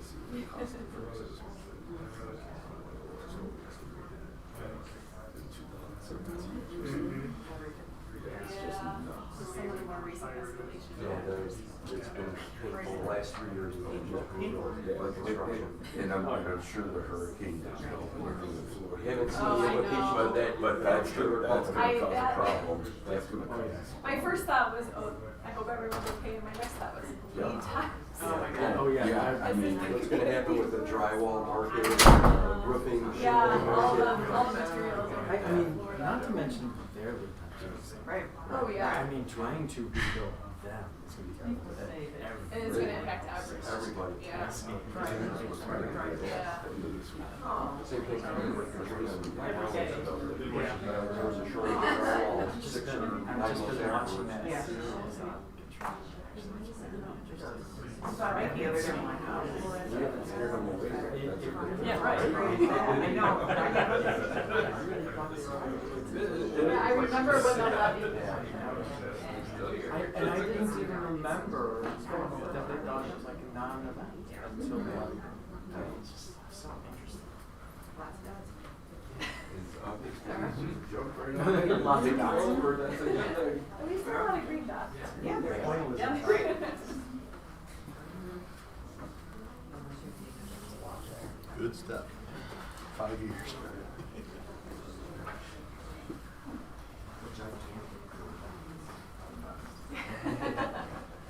Oh, sorry. Thank you so much for being here. I have it on the screen. I was like, It's all good, yeah. I got to it like, oh, I forgot this. Like, should I email Kevin? I said, no, I got it. It was like one sentence. Yeah, Don't worry, yeah. I sat there going, what did we even talk about? I'm like, I just don't even remember. Those things have to be done right after. Gavel Becky back in. Gaveler. Gaveler. Gaveler back in. Run, Call Ben. it. Run. It is a verb, yeah. It's because I had to go home from work. I'm off on time. Just I'm messed up. It's fine. It's okay. Sorry. You don't have to tell us. It's fine. We always do. We can continue. No, we don't Yeah. have to know. Go ahead. All right, we'll continue. So the boards are generated based on the, oh, wait. Oh, I forgot. Funding. Oh, no, put you as No, the go intro. ahead. Yeah. Go ahead. So just kind of an overview of the district's approach to prioritizing some of these projects, as Aaron and Brian talked about in the earlier part of the presentation. For us, it really is an annual reflection on kind of the priorities as identified by Archon, and then it also has a lot to do with projects that are more immediate in nature that have been identified kind of throughout the course of the year. And we always take a look at work that's been previously deferred to see if that needs to be kind of accelerated in the priority list as well. We always identify 2 areas of work, our Fund 20 work, which is the operations and maintenance, and that is budgeted annually through the board. That's one of our operating funds. And then our Fund 60 work, which is typically more significant work that's done on an annual basis and funded out of our capital projects account. 2 ways that we fund that capital projects work include the issuance of tax exempt bonds. We've done roughly $2 to $3 million in bond issuances every 2 to 3 years or so. That is the bond issuance that we're accelerating this year, so that funding will be available when we start out on our spring-summer work in '23. And then the ongoing work that's budgeted from our Fund 60 from the Capital Projects Fund. Going back to the bonds, we have that bonding capacity every 2 to 3 years, so we are looking at another $2 to $3 million in 2026. One thing to keep in mind is we typically like to do anywhere between $1.5 and $2 million in work a summer. As you can see, and Aaron and Brian will talk about as we get a little bit farther out in the years, a little bit later, 24, 25, 26, the needs that we've actually identified here are significantly more than that, so that does require a little bit more on our end with regard to prioritization and potentially looking to defer more of that work, which is, it's kind of a tough spot because we do see costs increase the longer that we defer that work, so just something to keep in mind. Yeah, and that's one of the things when we went back and looked at the original plan and noticed that we had a 3% escalation running across the duration, which at the time that that plan was developed was a conservative, stable number because that's what things had been running at. COVID hit, it got crazy. So one of the things that happened was once we started looking at what escalations were in the last couple of years, plus some forecasting, we're not at 3% anymore. We've seen in the last 2 years in the construction industry somewhere in the neighborhood of 20 to 25% annual escalation. So it's very painful. It doesn't affect smaller projects, you know, if it's $1,000 project or a $20,000 project, it's not too bad, but when you start looking at a large project, that 10 or 20% hits and it hurts the budget pretty drastically. What's the threshold for a larger project? Well, because of the just large numbers, you're taking 20% of $1 million as opposed to 20% of $1,000, so that number gets bigger a lot faster. Well, would it be like $15,000 or $5,000 or, you know, like hundreds of thousands of dollars? In some cases, the numbers, if the item was started and say we had established it to be 2023 or 2024 and we deferred it 3 years or 4 years, in some cases the numbers nearly double. Because we're not forecasting 3% even after things stabilize again. We still aren't certain what escalations are going to be in the future. We're being, I think, conservative, but it's so volatile right now. We're forecasting roughly 10% for the next year or two, and then perhaps 7%. But those numbers will adjust depending on what we see with the market conditions. So these numbers down here at the bottom are in a state of flux. You know, I long for those days, you know, 10 years ago when I knew it was always going to be 3% and I'm good. That now it's, you know, anything can happen. Typically for us, Carol, a capital project is a project or a piece of equipment in excess of $5,000. That's what we report to the auditor as a significant project, and then fund it out of Fund 60 work. That's low. So, do we, just out of curiosity, if you know this, I'm not expecting it, but if you do we have a clue what the delta in our projection is from prior projection to now with the revised The projection? 2017 initial projections? I didn't do that. That's fine. It's going to be. I'd just be curious to see. I didn't want to be depressed so quickly. I'd just be curious to see. Oh, and I don't, obviously I'm not talking about prior years, just the go for it. Just think, we never had enough money, now we just have not enough money plus 20% plus.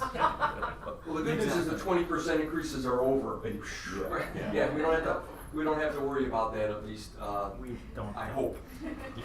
So For sure. The overall document, this document in general is kind of the overview of everything, and we're reiterating the kind of the groupings, building envelope, interior, building systems, which is your mechanical, electrical, and plumbing. So all of those are grouped, and then this table is all done by building type. And everything new and existing projects are all loaded into this table. There's a really long spreadsheet that feeds data into here, and that's basically where these charts are coming from. And this is an overview. So the pie chart's a really handy tool. It's we're about halfway done with the number of items that are on the list. The chart got cut off a little bit, but there's down at the bottom, there is the items not included in the original plan, the dollars associated with them, and then the items of those new items that have been completed. Most of those items are related to HVAC renovations and the siding and window replacement that we've been talking about the last 6 months or so. Let's see, I think I touched on most of that. Then each of the buildings has its own little more detailed chart. And rather than trying to track the history of every item, so for site work, I've just lumped all of those items. Anything done before 2023, it's just a total. And those numbers are budgetary numbers. Those aren't actual expenditures because if the project is bid, it's extraordinarily complicated to try and figure out how much you spent on each individual item.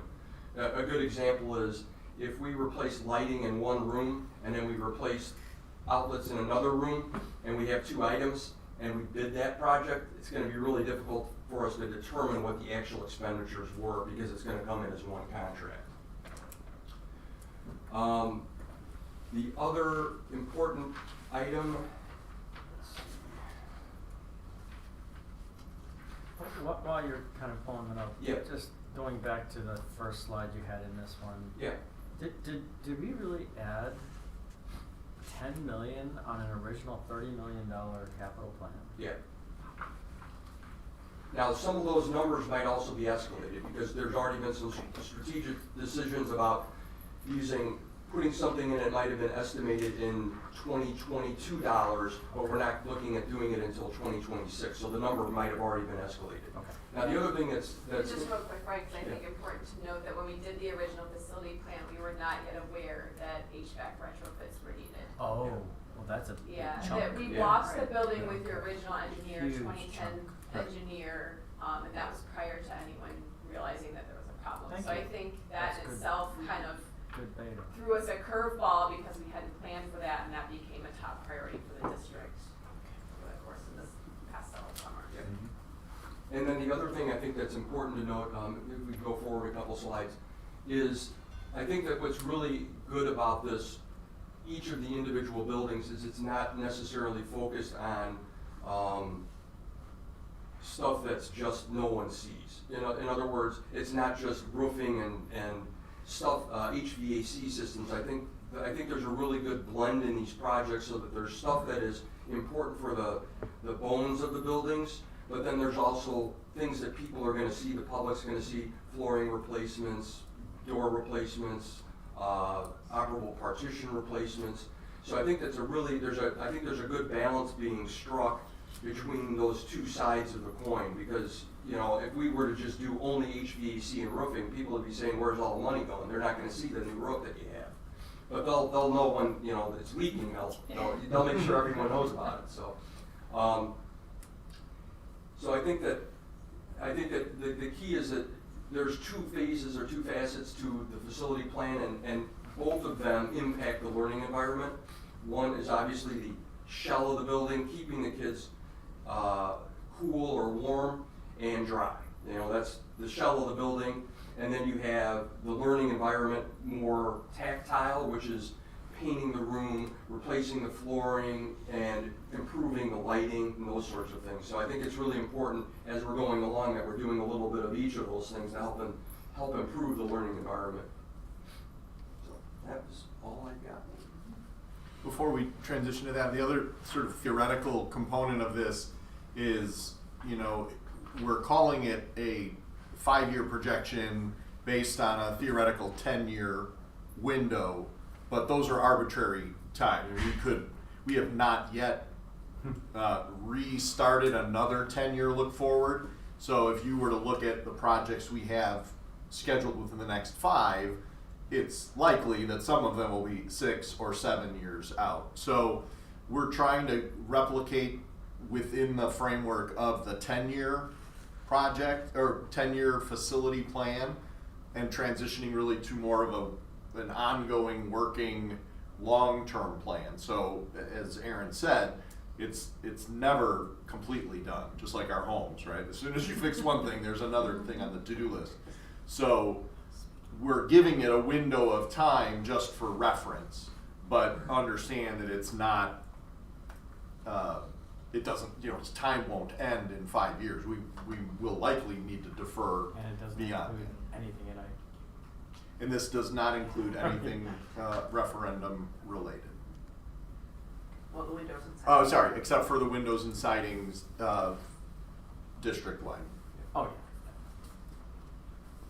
yeah. Did the added items also include the stuff that we added because of Ussers? Yeah, Yes, so, yeah. yeah, So the we got- outdoor we learning got money to spaces. go along with Yeah. that, so that's Yeah, good to know. yeah. Okay. Yeah. Mhm.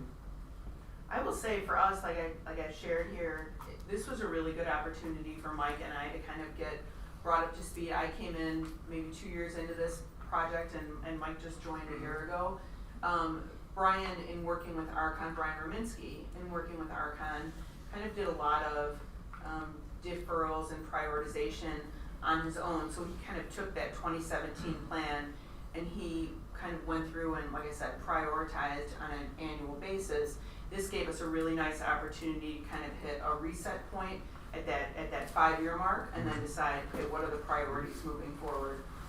And so it was a really nice collaboration. Awesome. And so an investment in time for our team, as well as the work really looking at the reset.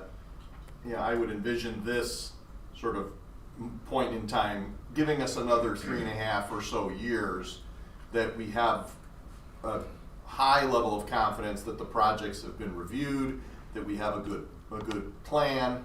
We'll obviously every year continue to be reviewing that, prioritizing that, but somewhere around 3.5 to 4 years, we'll need to re-engage in, okay, let's do the process all over again. And kind of look. You can't do it every 10 years. No. You'll never, everything, it changes. You'd do that, And you'd the start world doing that in changes. 3.5 years or so? Yeah, I think 3.5. And it also gave us a nice opportunity to kind of revisit those numbers, and kind of figure out what do we need for an escalation. We were using the numbers, for budgeting purposes off the old plan, and then we kind of have conversations saying, okay, where do you think we're at? As bids were kind of getting out there and getting on the street, and then we kind of true up the numbers in the bid process, and then kind of through the project. So this is a great opportunity for us to kind of budget those capital projects moving forward. Have we, because of delays, have we had to escalate kind of provisioning and investment? In other words, investing earlier than you would have anticipated, losing time value of money? Yeah.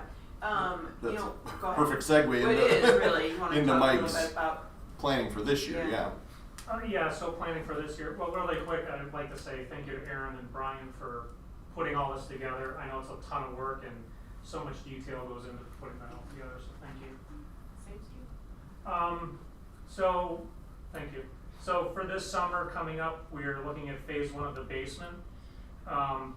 Starting off with possible HVAC throughout the whole basement instead of just doing a portion of it. So this phase 1 will look at, you know, phase 2, but also at the same time, but be included in phase 1 as the basement moves into that second phase.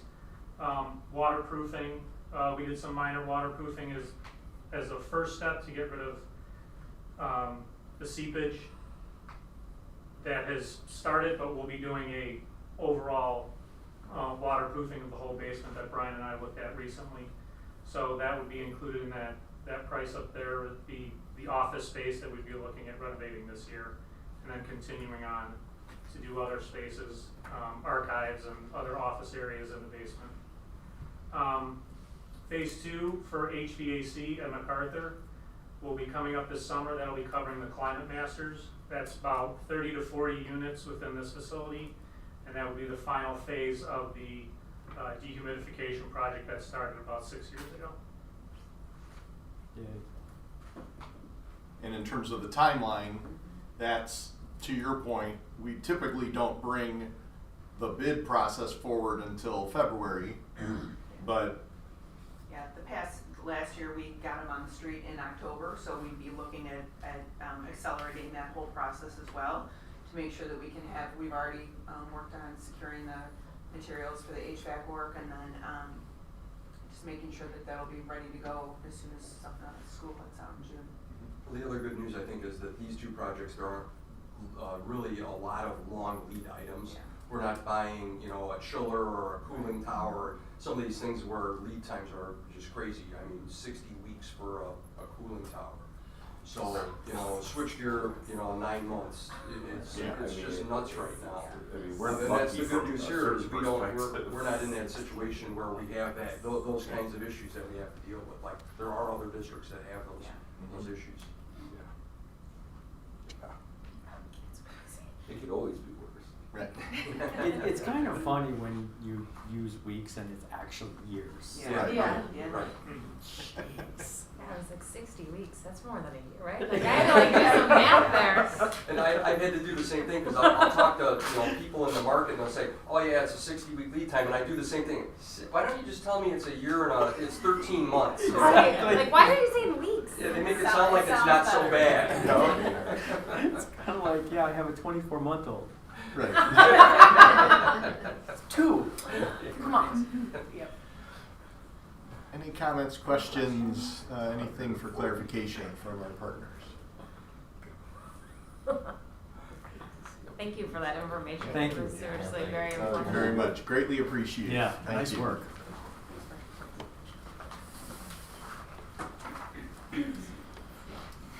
Don't get too comfortable, because we're gonna get up in 30 seconds.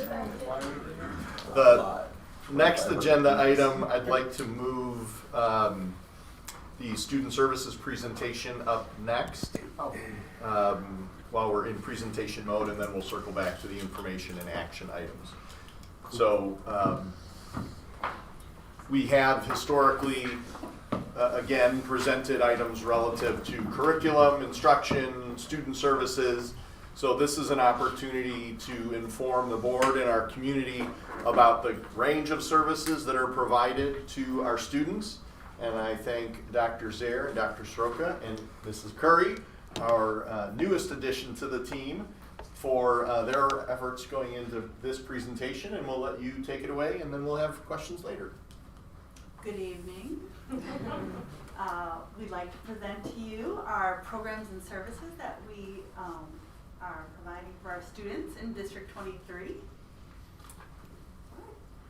We have 4 areas of continuum of services that we provide, and one is MTSS, which we'll talk about. We had a presentation last year with the board about this, and we'll give you some updates. Special education, our English learners, which have changed a little bit since this last year, and other programs and services that we offer. First, we'll dive into MTSS. So just so you all have a definition, we discussed this last year and kind of talked about where we were with our MTSS supports, but really looking at a process that is designed to really get supports and services to students kind of before they fail. So being a special ed person, we know the process is we don't identify students with special needs until they're struggling and show that they really need that support. MTSS is really meant to give that all frontal, right in front, get to the kids as soon as they have any indication that they need some extra support, get it to them. So we want them to be able to keep up with the curriculum, keep up with the instruction that they're receiving in general education, so that they don't need any additional supports in the future. So that's kind of a definition for you of MTSS. So this is, when we think in terms of MTSS, you hear a lot about tiers, Tier 1, Tier 2, and Tier 3, and we're going to get into that in a few minutes. But there's really an umbrella of services that we think about in terms of our systems of support, and that is academic. It's also social, emotional, and behavior supports. So there's multiple ways that we're reinforcing the expectations of grade level standards and grade level behavioral expectations. So this year, in 2023, we are refining our Tier 2 and Tier 3 supports for reading and math. So obviously we're always working on the core. The new English Language Arts program is part of the core materials. But we're always refining how do we get even sharper services to our Tier 2 and Tier 3 students who need the most support in reading and math. And the other part of what we're talking about in 22 and 23 is developing behavior components and SEL components for our MTSS system. So when our behaviors are a little bit out of place, what are the supports that we need in order to make sure that we are making our schools safe and welcoming and providing a lot of support around that.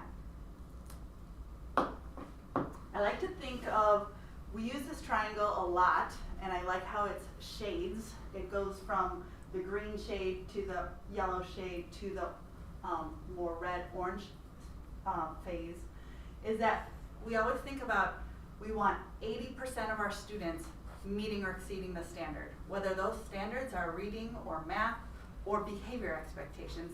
The goal of Tier 1 in the green is to try to get everyone to that 80% meeting or exceeding the standards. So if that's not happening, what are we going to do to provide a very solid, strong, high expectations, but also provide some differentiation and supports within the Tier 1? Then we have to move to more of a targeted intervention. And you can't do that with every single student. You have to, we don't have enough money to do that for everybody. We don't have enough people to do that for everybody. So you have to make decisions as a school and as a district of what is the the students who are the most needy, that need that really strong intensive intervention, and then the next layer of students who kind of just need a little extra push and support. Again, it's behaviors, it's also academics that we're talking about. And then in terms of like the behavior supports and SEL for what we're working on this year, is we're shoring up our school-wide PBIS, which we've been doing a really good job with for the last few years. We have adopted our SEL curriculum, which is now two years old now. Really working on making sure all of these are part of the universal Tier 1 supports. Creating an inviting climate, this is very important and a key part of making sure our students feel safe and they feel welcome, they feel that they belong in our schools. And so creating that inviting climate is all part of what we're working on. Positive classroom management. As you can see, all of this is very positive, but we also have to talk about what happens when we respond to some misbehaviors too. So that's all part of our systems of support. Okay, so Erin and I will go over a little information for special education. So as a department, it is our obligation, both led by state and federal guidelines, to do what's called Child Find. Basically, that is making sure we have ways to seek out students who might need special education services. So we have several ways we do that already. For our little ones, we have preschool screenings for our 3, 4, and 5-year-olds. As Amy talked about MTSS process, that's another way that we're able to find children that might need special education services if they're not responding to the things that we're providing in class. We do universal screenings, so both for reading and math and for SEL, we screen the students, academics 3 times a year, SEL twice a year, so that we can kind of keep tabs on where students are performing and where they might need that support. And then also in our parent handbook, our parents are able to come to school, come talk to the team and say, you know what, I'm really concerned about my child. I think they need special education. And so they have a voice at the table as well and can bring that kind of concern up to the school. So I have a couple slides for early childhood, and I felt like since we are working on building a better D2-3, it was important to highlight early childhood services since that's a big part of that plan. Early childhood services are available for students who are ages 3, 4, and 5. And we as a district we're legally bound to provide services for students who are eligible for special education services at that age level, but we also do some other things. And what's interesting is we provide our services here in the district, but in rural areas, some special education services are actually provided in community settings. So it can be provided in a variety of different ways. Next slide. The early childhood services here in District 23, we have special education, as well as what's called a Preschool for All program. In our early childhood Preschool for All, it's an at-risk program for students. They must qualify through a screening process. So those early childhood screenings that I said, are a way to child find for special education, it's also a way to identify students who might be at risk for developmental delays and potential academic failure. And then our early childhood special education process, the students are identified either through that screening process or through early intervention. Early intervention are services that are provided by Child and Family Connections for children who are under the age of 3, so birth to 3, and they don't qualify for school-based services until they turn 3. So that program communicates with the school district, and 6 months ahead of their 3rd birthday say, we have a student or we have a child who's ready to transition to you, let's start the process. And we have meetings, we meet with the families, we give them tours of our program, and then we have to have an evaluation process to determine if they'd be eligible for services here in the district. Next. Just a few numbers for you. So our early childhood Preschool for All has 60 spaces. We have 60 spaces available for students who are at risk. 40 are half day, 20 are full day. We currently only have 15 spots left, so we're pretty full already, and we have another screening on Friday, so we will be full very soon. They're served in what's called a blended classroom. That type of classroom has half the students in the class have special education needs, and then the other half of the students are at risk. So they don't have special education needs, but they've been identified through that screening process to maybe potentially have some future delays. So, and we are in partnership with ECDEC, that's the Early Childhood Developmental Enrichment Center. They work with us to actually write the grants that fund these 60 spaces that we have. So the grant allows for the teachers, the program assistants that are in those classes, as well as a parent coordinator that we share with other districts. So they help us write that grant and get that funding, and then they also help with the hiring of the staff. For special education, as I mentioned, they're identified through an evaluation process, and most of the services are delivered through either the blended classroom or what's called an instructional classroom. We're currently serving 31 IEP students, and we will likely get to about 65 IEP students by the end of the year. So just so you know, as they're turning 3, they start with us. So we have kids starting every other week because we have kids turning 3 every other week. So we're constantly evaluating students for services. And they qualify as they turn 3 years old. All right, I'm gonna start talking a little bit about early childhood. I'm gonna start focusing a little bit on more kindergarten through 8th grade. I know everyone's familiarity with special education is on a different level, but kind of going back to how Amy was describing the tiers of the triangle, this is more focused to the tiers of what special education triangle would look like. Beginning with general education on the bottom, which is where the majority of our students are in this district. And as you move up the triangle, there'll be less and less students, but the environment becomes more and more restrictive. So we are obligated as a district to really look at the least restricted environment for all students, and where they're most successful in their appropriate placement. So as you move up the triangle, you move from general ed with maybe a little bit of support, general ed majority of the day, general ed maybe only for certain subjects, and then you start moving into where the child may spend actually more time of the school day in the special ed setting, but still integrated into general ed activities. And then the least amount of kids that are identified as special ed may require day, school, home, hospital, residential programs. All right, so special ed support in general education, this is the majority of our students that we support in District 23. I think there's about 133 special ed students, kindergarten through 8th grade.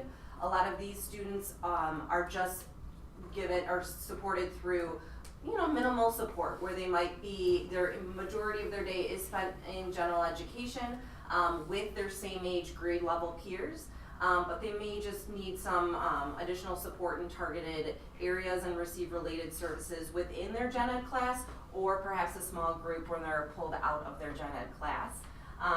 Within District 23, the needs that we are seeing are speech and language delays, learning disabilities, ADHD, among some others. So one of our programs, which is more of that upper tier of that triangle that you saw, is called the SAIL program. SAIL does stand for Structured Adapted Individualized Learning Program. This is more of a self-contained special ed program, but these students are integrated into the gen ed setting whenever they can be successful in that setting. There is one SAIL class per building for a total of 22 students. And this program is really a smaller classroom. They have a high level of adult support, so more ESP, more aides, and then there is often more of a life skills, functional, independent based curriculum that those students have as their focus. And then in addition, this is the smallest piece of the triangle at the top that you guys saw. Some of our students are placed in programs outside of District 23 because we cannot meet their needs here. So some of the programs that we have relationships with is Timber Ridge, minor, so a lot of these are affiliated with NSSEO as well. There's DHH programs, which is deaf of heart and hard of hearing programs, as well as NSSED, North Shore Academy, Cove School, and then a residential program as well. And we currently have about 13 students that are in these programs outside of our district. Okay, and the third part of our presentation is about English learners, which has changed quite a bit over the last year, actually. Next slide. So when we think about the English learners in our district, overall of our student population, we have 437 English learners right now within our district. There are 47 different languages spoken in District 23, and that has really grown a lot. We have bilingual education, so in our Spanish bilingual program only, we have 53 students from kindergarten through 3rd grade who are right in our, they're learning in Spanish for part of the day, and they transition into English slowly but surely throughout those grade levels. We have quite a few newcomers, and what we mean by a newcomer is an English language student who has been in the United States for 1 or 2 years, less than 2 years. And right now, as we speak, we have 27 newcomers that have just arrived in our district. The last thing was on that last slide too was our BPAC, which you probably have heard a lot about, and that's our Bilingual Parent Advisory Council, which it's a formalized structure that we have to have within the grant. We have to have parent involvement, and so the BPAC, as some of you have attended some of our meetings, we have to have one organizational meeting. We usually do that in May, and we outline we plan and outline some of the services and the funds that we get. And we have 3 other more fun meetings usually throughout the year. We have 2 basic structures for types of English learners in our district, and one is a transitional bilingual program, and that is required when we have more than 20 students of that language within a school. So if you have right now it's Spanish, we also have Polish transitional bilingual program. We are very, very close. Probably now it's going to be Russian, Ukrainian per school. But by the numbers formally, we have 20 students per grade level. It's a transitional bilingual program where you'll have to have certified bilingual Spanish, Polish teachers, and pretty soon we're going to have Russian, Ukrainian. And the other one is called TPI program. That's on the slide before. The Transitional Program of Instruction. That's the other. If you have 19 or fewer 19 or fewer students who share that same language, we still provide supports. So you'll see some of these students who are in our classrooms.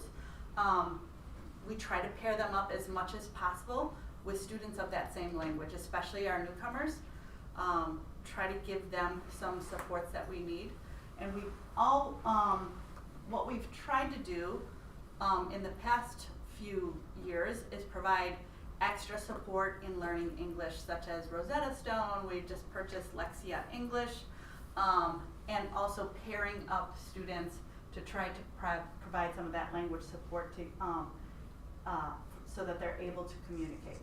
All of our English learners are required to take the Access Assessment, and that usually happens in January. And we have pretty many, we have ELs across the district, I'd say, in almost every single classroom. Some of the cool things that our Bilingual Parent Advisory Committee has done are game nights. We do some of these more fun activities, gingerbread houses, health and wellness fair. We had a Polish family night last year that was very successful, concerts, and partner events with the Prospect Heights Library.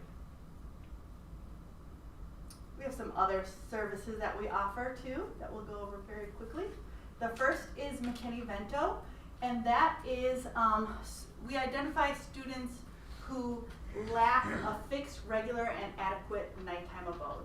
So So these are students that have been doubled up. They have to live in a shelter or in a motel. Migrant students would be considered that. They also include runaways and lockouts. We currently have 10 students who qualify for McKinney-Vento services. What do you mean by doubled up? Doubled up means you don't have a home anymore of your own permanent residence, so you have to, you're living with some other family, and it's more temporary. It's not a full-time thing, but they're trying to find a more fixed residence. How do we help them? So we provide, there is no fees associated to students who are McKinney-Vento. We have social workers who help and try to help the family get resources. Anytime they need, some extra support, a lot of people don't know that they're McKinney-Vento. This is not something that everybody knows. We have our social workers, our principals, and pretty much the least amount of people know about this, but we provide the supports that the child and the family need. So they don't pay for any enrollment fees or lunch or anything that, anytime there's a field trip, we cover that. So no, I didn't know if you meant we were helping them with housing or other. We provide services. Our Yeah, social workers help them get connected with the services that they need. All right, cool. And transportation? Transportation is definitely, Food when they banks. need it, we Yeah. give them the transportation. Sometimes they live within the district, so they're taking the bus, like everybody else, but you can either claim to be McKinney-Vento within this district, or if you move and this is where you, the child knows all the rest of his or her friends, but they have to move with grandma or, auntie somewhere else, we would have to help work with the other district to provide half of the transportation costs. We budget for that every year. You probably have seen that in the big long budget document. So every year we do that. It's not a huge, we haven't used that a lot, but we have had to use it definitely several times in the past. All right, so section 504, these are students who've been identified with a disability or have a diagnosis, mental, physical, medical need, who require accommodations to access general education. These students are still within general ed settings. They are not pulled out and require specialized instruction through special education. These disabilities or diagnoses that they have impact a major life activity. So in those instances, a 504 plan would be written. And accommodations are all within the gen ed setting and might look like extra time for tests, breaks throughout the day, checking with the social worker, preferential seating. They might need specialized equipment if it's a medical need. In District 23, there are approximately 70 students with a 504 plan currently in kindergarten through 8th grade. And then the very last portion of some specialized services that we provide is homebound instruction or hospital instruction. So these are services for students who either have been hospitalized or medically are unable to attend school. In order to receive homebound services, there is a medical qualification for that. We need a doctor to fill out a form and explain how long the child might need that type of support. And if a student is hospitalized either for an extended period, if they're maybe getting treatment for cancer, or maybe there's been a mental health type of incident and they're hospitalized for a week or something like that, the hospital actually has educators that they utilize, and we fund that, and we have to pay for that education while that student is hospitalized. And so I think one thing that's going to be legally changing on the horizon is homebound services. So in the past it's been 5 hours of instruction per week, and you typically went to the child's home to provide that instruction. So maybe it was a teacher after school would go at 3:30 and provide an hour instruction of every day of the week. Now that we've been through the pandemic, we're anticipating that there's going to be some legal guidance in the future that really we should be looking at remote instruction and really providing a more robust opportunity for students who can access it, and medically their physicians feel that they can access remote learning throughout the day while they're unable to come to school. So we're anticipating that, and we're trying to kind of work through what that potentially will look like. How many students do we have in the district? No, so we've had a couple here actually for surgeries that like are taking kids out of school for several weeks, things like that. We've previously had students with cancer who've had to have treatment, and so we've used remote learning to support them. We do, it's usually here at MacArthur if students are having some type of mental health episode and have to be out of school for that, or be in kind of like a hospital day program. So we typically have about, I would say anywhere between 4 to 6 a year here at MacArthur. They tend to be temporary though? Those are temporary, yeah. So it's maybe a week to 10 days that they're out. So we coordinate with the hospital and make sure they get what they need. So that's everything we had in regards to all of our different special programming in District 23. Any questions? I think this is great. But I have a couple questions. Are there instances where, a kindergartner comes to us, we've never seen this student before, and they're struggling, and so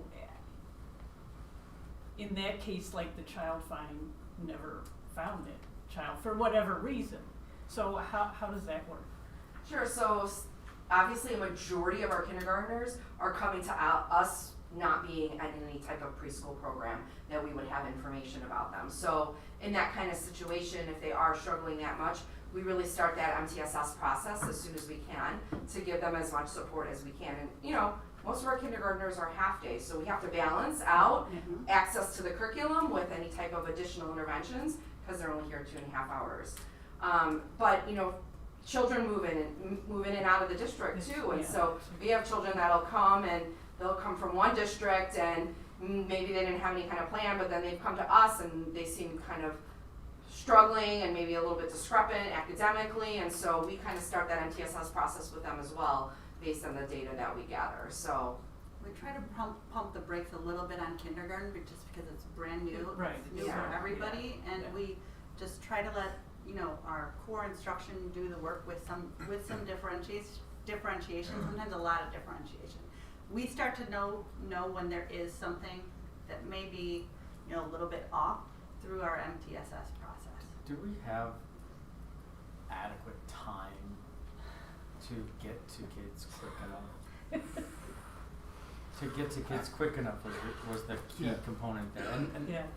And I'm asking that because I've seen so many instances where years have gone by and there's this constant, we gotta look at that child, and then the next year, we'll start this year, and then it's the third quarter of the year and they're just starting to get to them. I think it depends on their age. So if we have a student maybe at like a 3rd, 4th, or 5th grade level that we have a lot of concerns about, that process might go a bit faster. But like Amy was saying, if you have a kindergartner coming in, they've had no school experience, on top of they're probably potentially an English learner, we really need to wait, right? We really need to give them the supports in their classroom first to see if they can be successful. So, I think it kind of depends on their age and where they're at, and when they come in, how far potentially behind they are, and where they are in grade levels. But we do also try to prioritize within our Title I funds, which we'll talk about in a minute with our categorical grants. That's where we have most of the Title I tutors and things that start. We have 2 per school at Eisenhower, 2 per school at Ross, and then another one. So we have early interventions as much as possible. Just want to make sure that we're providing the right resources so that we're not letting kids slip through the cracks. And then we add on summer school and after school programs. And So kind of going off that question, right? We're going back like 500 slides. It says we have 60 spaces available for students to qualify, right? For at-risk, And we only have 15 spots left. So what happens then, right? When they unfortunately just go on a wait list. Okay. And so if a student moves out, then we can place another student.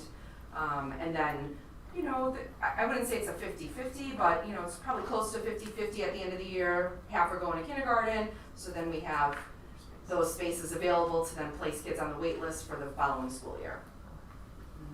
Do we find that our wait list gets really long? Yes. It does. Chris, could you also speak to the other, sort of the other end of that spectrum when students come to us brand new and they have significant IEP already in place? What's our response to students in that situation? So we try and slow things down and make sure we get the correct paperwork from a previous district. We're all excited to get new students started as soon as possible, but if that parent has indicated that their child has an IEP, our first priority is to get that paperwork, because we actually have to implement what's on that paper. So we have to implement what's in the IEP and make sure we're providing those services.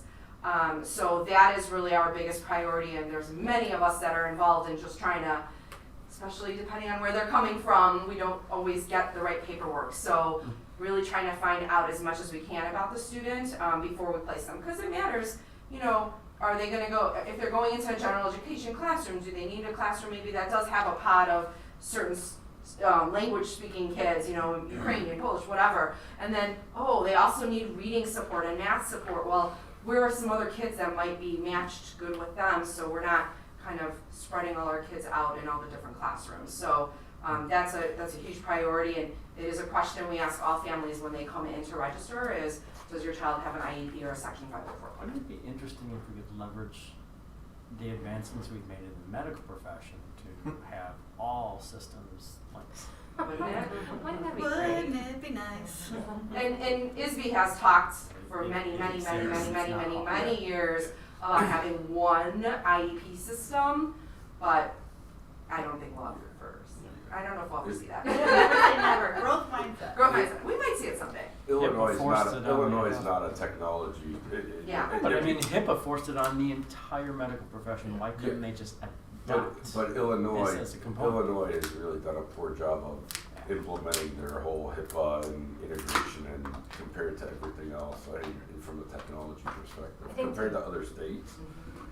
The thing that's blows me away again about this presentation, the previous presentation, I mean, thank God we're not talking about COVID. But it's nice to see the presentations and just be blown away by what we're doing. Because I think your first triangle I had 6 questions about, right? And then I'm like, oh wait, no, There's another one. now we're in the next one, and it's like, it's just, there's a continuum of effort that has to go on to be able to make sure that you're moving from this part to here, dropping back down. Are we?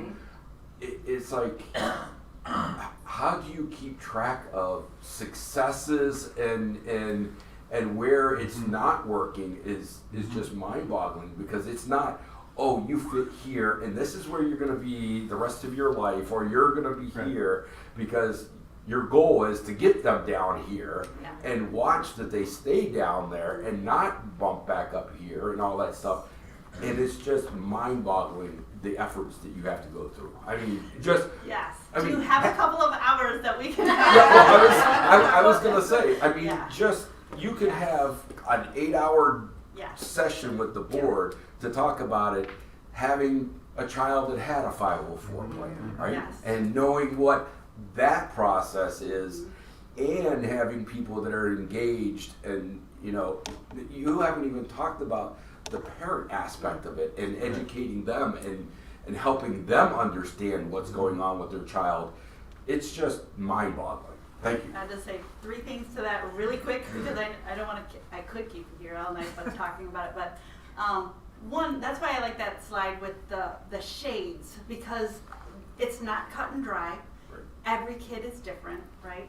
And we try to make sure that we're keeping our tabs on the students, and we do that by using data, progress monitoring, and we take benchmarks. That's why we take the iReady test, and we have some behaviors, and ways we're monitoring the behaviors along the way, but it's through the use of data that, it's the other green triangle, Christian. Well, the other triangle, not that. Yeah, it was like, The one with the it was shapes like in it. way in the beginning. But, There we go. there you we go. But like, that's why we have to keep tabs, because there are Right. sometimes, we don't want, after one test, we don't wanna like, oh, now you're in this one. Right.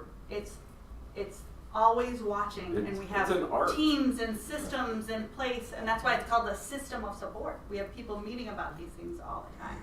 And then the parent component was also part of our MTSS process. How are we making parents aware along the way, how they're doing, progress monitoring, keeping up with, these extra supports that we're giving them. And I think the other thing too is how much COVID is gonna have an impact on this, right? So we're just starting to see that, and I think we're gonna see huge impact on how this triangle is gonna shift, because, again, I think there's gonna be more and more students that are gonna struggle, whether it's academically or emotionally, and in handling school and learning, and so that shading is really important, because we're gonna have to look at maybe like some kind of more general support that we need to provide, maybe larger groups of students, and not so much, individual or small group, because we're gonna have more kids that are needing that support. And you throw in the aspect of changing classrooms, changing teachers, making sure teachers are up to date on that next group of kids that are coming in there, going into high school, and making sure that transition works. It's mind-boggling what you guys have to do. It Well, just is. And to that point, you've heard us repeatedly talk about the importance of grade level teams, our teams of support.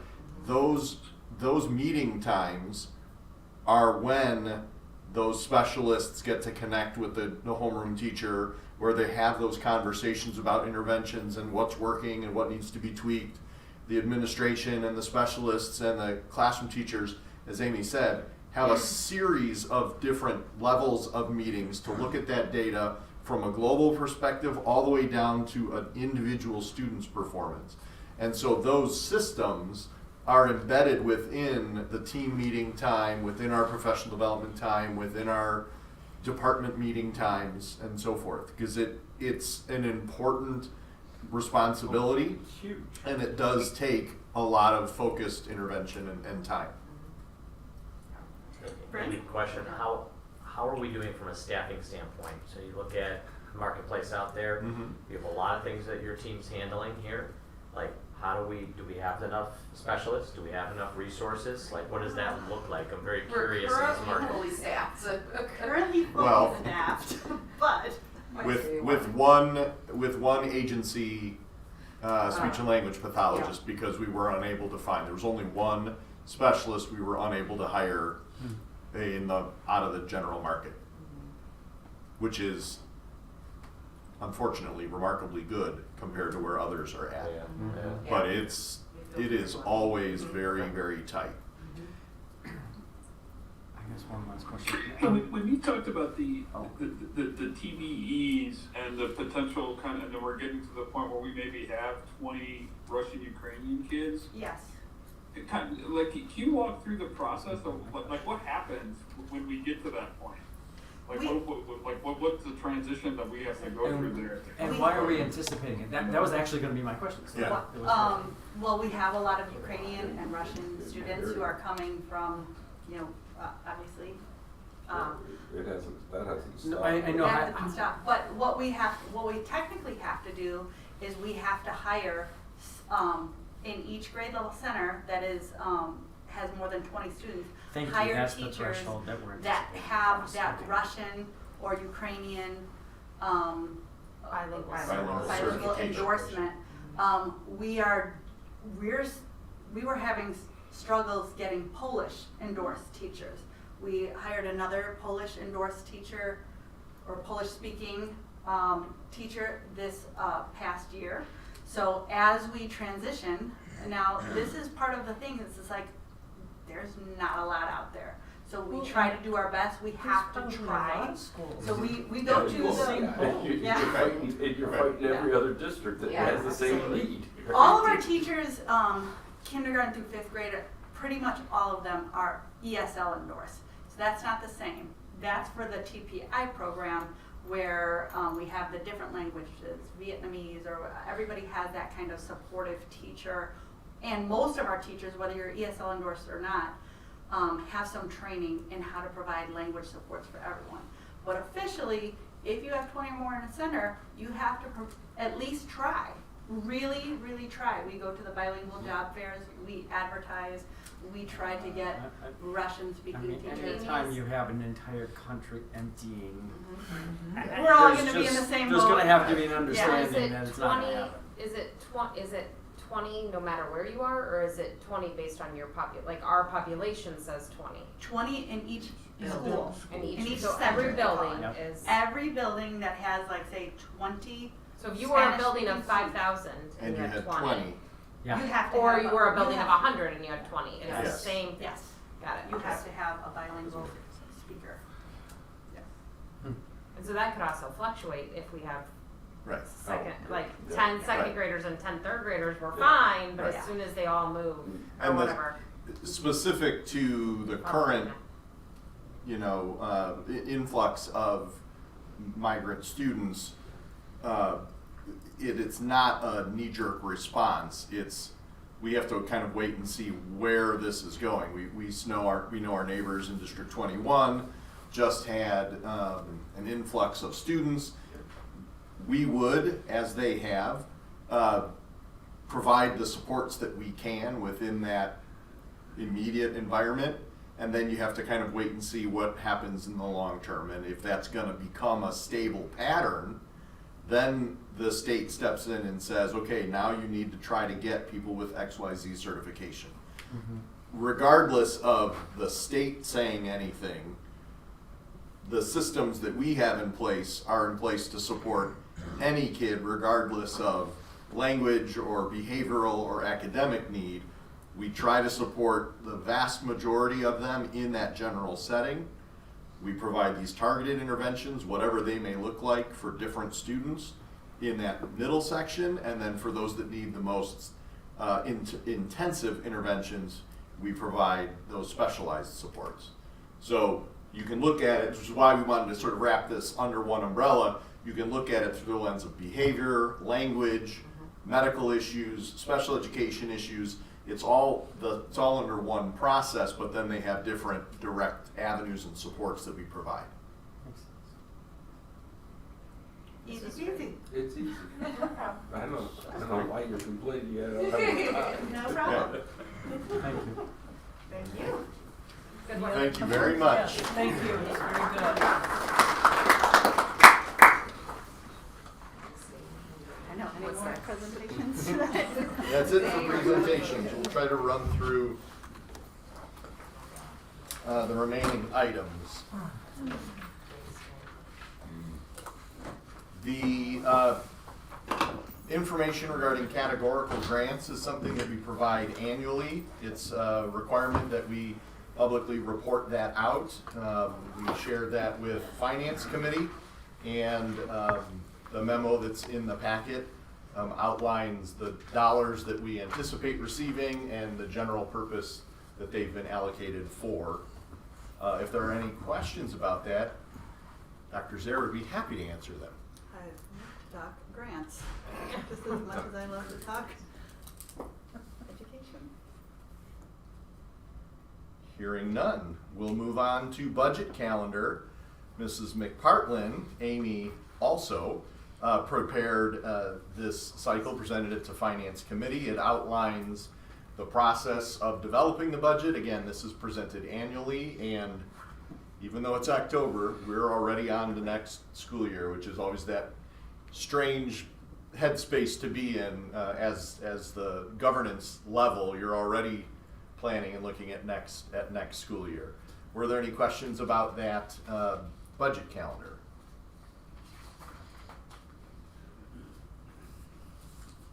Okay. We do have a few action items for this evening. So Kevin and Amy are ready with the voting. Annually,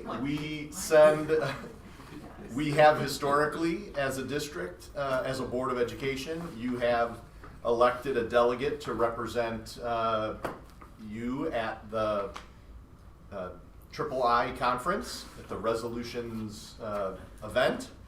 And we would need to have a nomination for someone to do that this year, and then vote, and then I would work with that individual to review the platform that was presented by the Resolutions Committee, and we would bring that in November for a directed vote.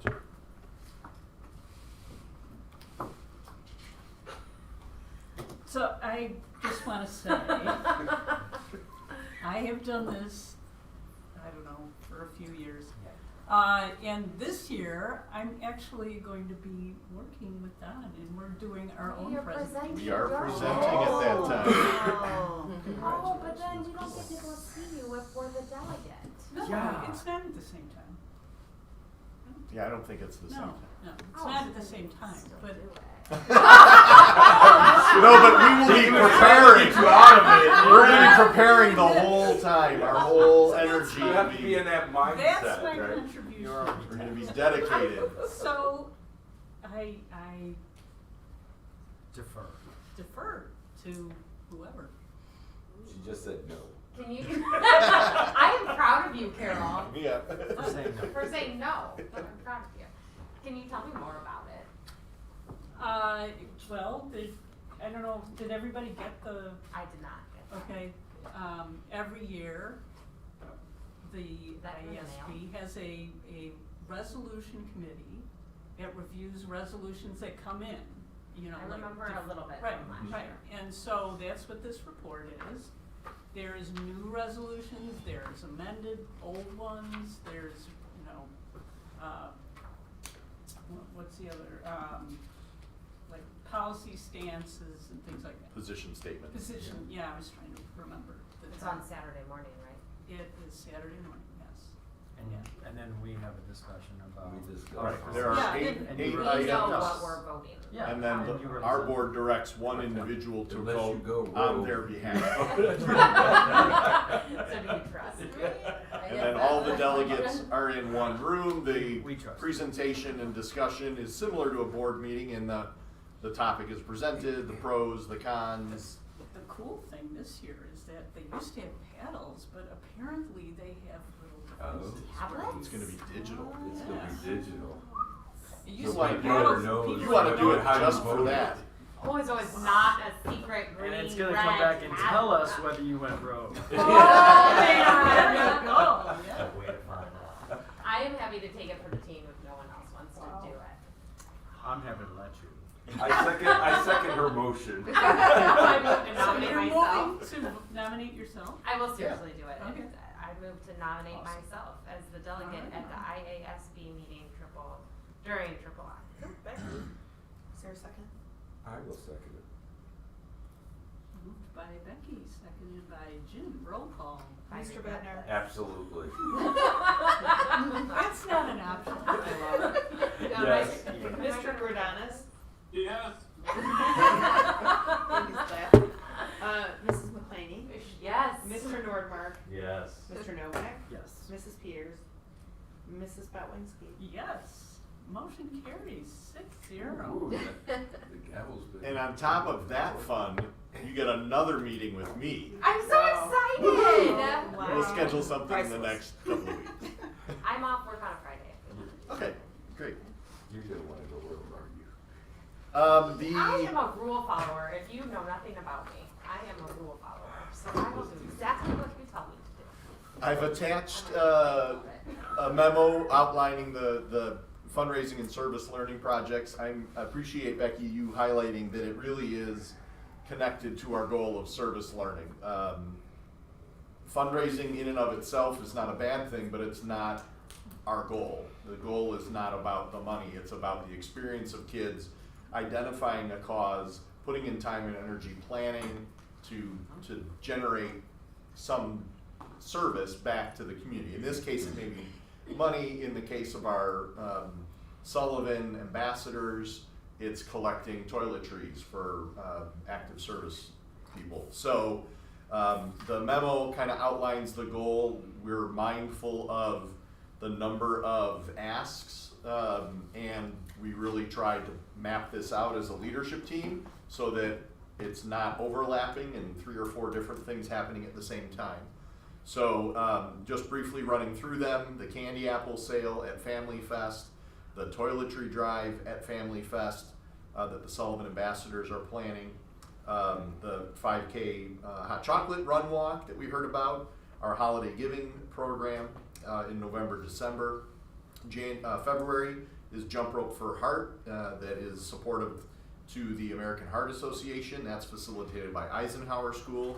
Pennies for Patients in March, which is coordinated by the Ross Ambassadors that supports leukemia research.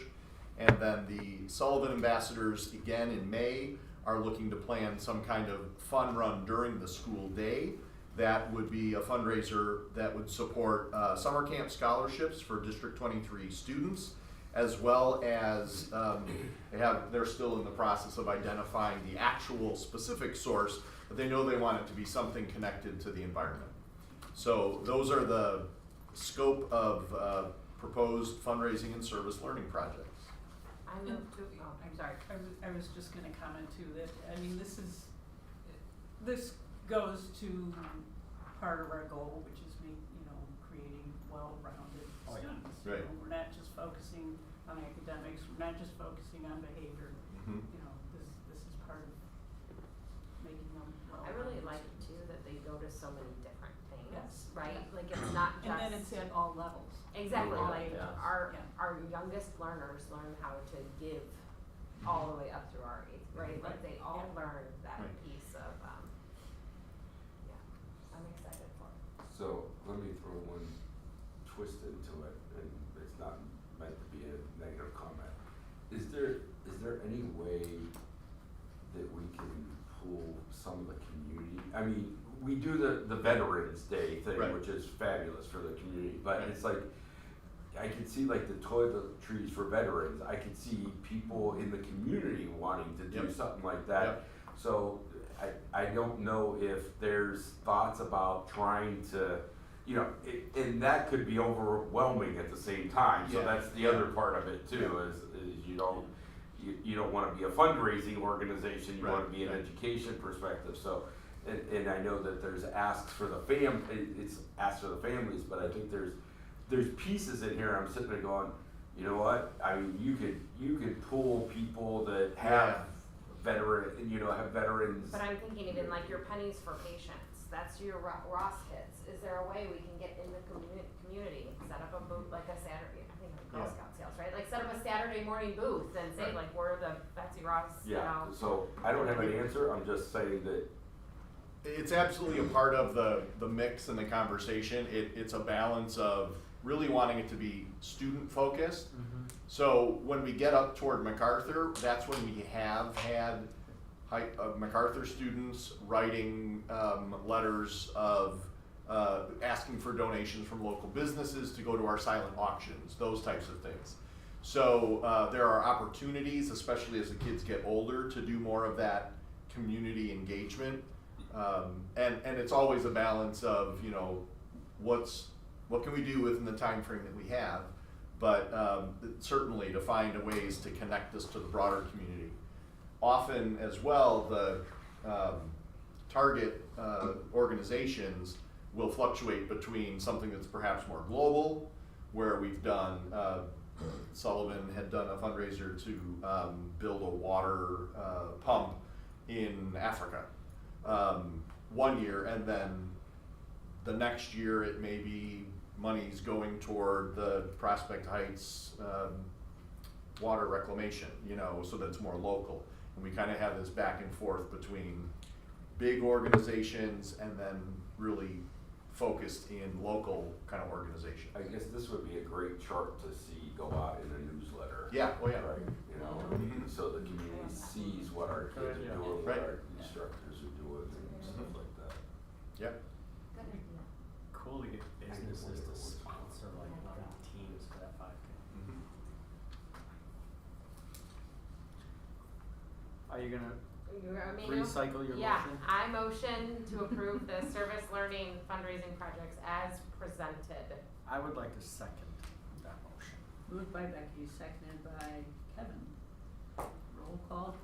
Mr. Bednar? Yes. Mr. Gerdanis? Yes. Mrs. McClaney? Yes. Mr. Nordmark? Yes. Mr. Novak? Yep. Mrs. Peters? Mrs. Budwinski? Yes. Motion passed 6-0. The next agenda item is also action. It is the approval of a proposal to provide the moisture mitigation work outside of MacArthur Middle School's door 7. Any other information on No, that? so this is, Kevin talked about it a little bit. We had a conversation at our last buildings and sites meeting about the need to do something to mitigate the moisture and the seepage that we're seeing right around door 7, which is over here. So we have received 2 proposals for the installation of dry wells. We have the opportunity to do them separately or to realize some cost savings and do them both at the same time. So the district's, the administration's recommendation at this point is to do them both at the same time for a total cost of $17,000. We partner with Vian Construction. It was the vendor who we utilized to do the band room seepage and installation of the drain tile work over the summer. So we'd be working with them, and I'm happy to answer any questions. And Mike is certainly here to answer questions as well. So this is something we didn't budget for. So Correct. okay. Yeah. So funds would come right from Fund 60 work. Yeah, unanticipated. Okay. And one of the things that was clear in those proposals was that they were not, the proposals did not include kind of the landscaping and cleanup. And I know just, the drainage from the band room, just walking by there, right, like that was really torn up, and like it seems like there's been a lot of effort needed to be expended to actually kind of get that reseeded and leveled. I mean, I guess, do we have an idea of how much the actual, the post-work kind of cleanup and landscaping restoration would end up costing? The post work, I'm not exactly sure because BN does not take care of that. That usually goes through our normal landscaping company, Gilio.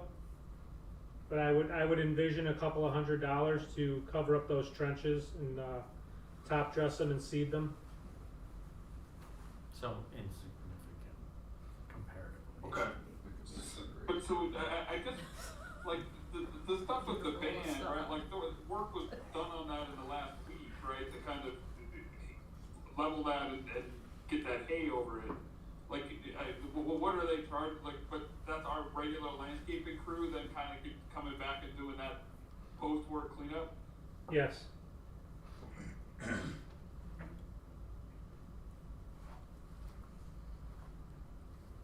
Any other questions? So what we talked about, just to provide a little bit more detail, what we're seeing is water's pooling right on either sides of that door.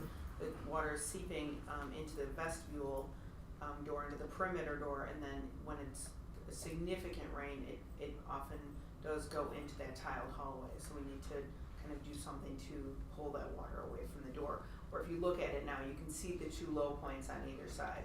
So right, Brian, that would mean raising the elevation on the side, on either side of that door, and then adding sod or seed, just depending on the time of the year that it's completed. And we think this solution will solve that problem. Yeah, the creation of the drains would pull that moisture away from the building, which we know is an issue, it feels like, all the way around the building. So. Have we realized any other additional water issues as a result of kind of eliminating some of the pervious ground? No, not that I've seen, but even prior to the outdoor learning space going in at that site, we had spoke about the southeast corner of, I think it just of MAC, that it had already been happening over on that, by the path on that southeast corner. So. I'm comfortable making a motion to approve, kind of combining it to help benefit from kind of doing it all at once instead of. Does anyone have any other concerns about that? No. If we're gonna do it, and get it over with, and get it right, with one shot. All right, so are you making a motion? I made a motion Okay. to approve, yes. I'll second. Moved by Kevin, seconded by Becky. Roll call, please. Mr. Bednar? Yes. Mr. Jordanus? Yes. Mrs. McClaney? Yes. Mr. Nordmark? Yes. Mr. Novak? Yes. Mrs. Peters? Mrs. Betwinsky? Yes. Motion passed 6-0. And the final action item is related to our technology department update and the request for E-rate contracted services. We've been working with Mr. Zeller for a number of years. He has guided us through a number of complex projects, and Chris has met with him and brings that contract forward. Any questions? Motion to approve as presented. I'll second. Moved by Kevin, seconded by Jim. Roll call, please. Mr. Bednar? Yes. Mr. Jordanus? Yes. Mrs. McClaney? Yes. Mr. Nordmark? Yes. Mr. Novak? Yes. Mrs. Peters? Mrs. Betwinsky? Yes. Motion passed 6-0. Right, next is old business. Anybody have old business to bring forth?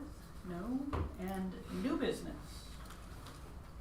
So under new business, I just wanted to again bring forth to the board some of the planning that's going on underway for the III. We have confirmation of attendance from many, but not everybody. You either can or can't go. So if you have yet to decide, please let us know as soon as possible. We have typically have at least 3 or 4 board members attending again this year. We will be sharing that schedule electronically. I believe it'll come out. I don't know that they're doing the paper books again. And we are working It's on on the our, website. yeah, It is, yeah. and we're working on our schedule of events for that weekend. Thursday or Friday and Saturday, November 18, 19, and 20, Sunday.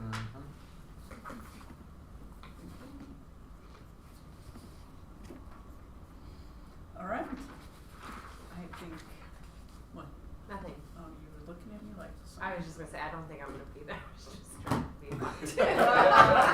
You have to be there, you have to be there at 10 o'clock I don't on think I'm gonna be Saturday. Yeah, you only have to be there for one thing. That's all you have to be there for. I just thought, Show up in the morning. guys, it's late. I'm just Represent. funny. Just, trying to be funny. I'll just keep drinking my water. All right, I think that brings us to the end. Yep.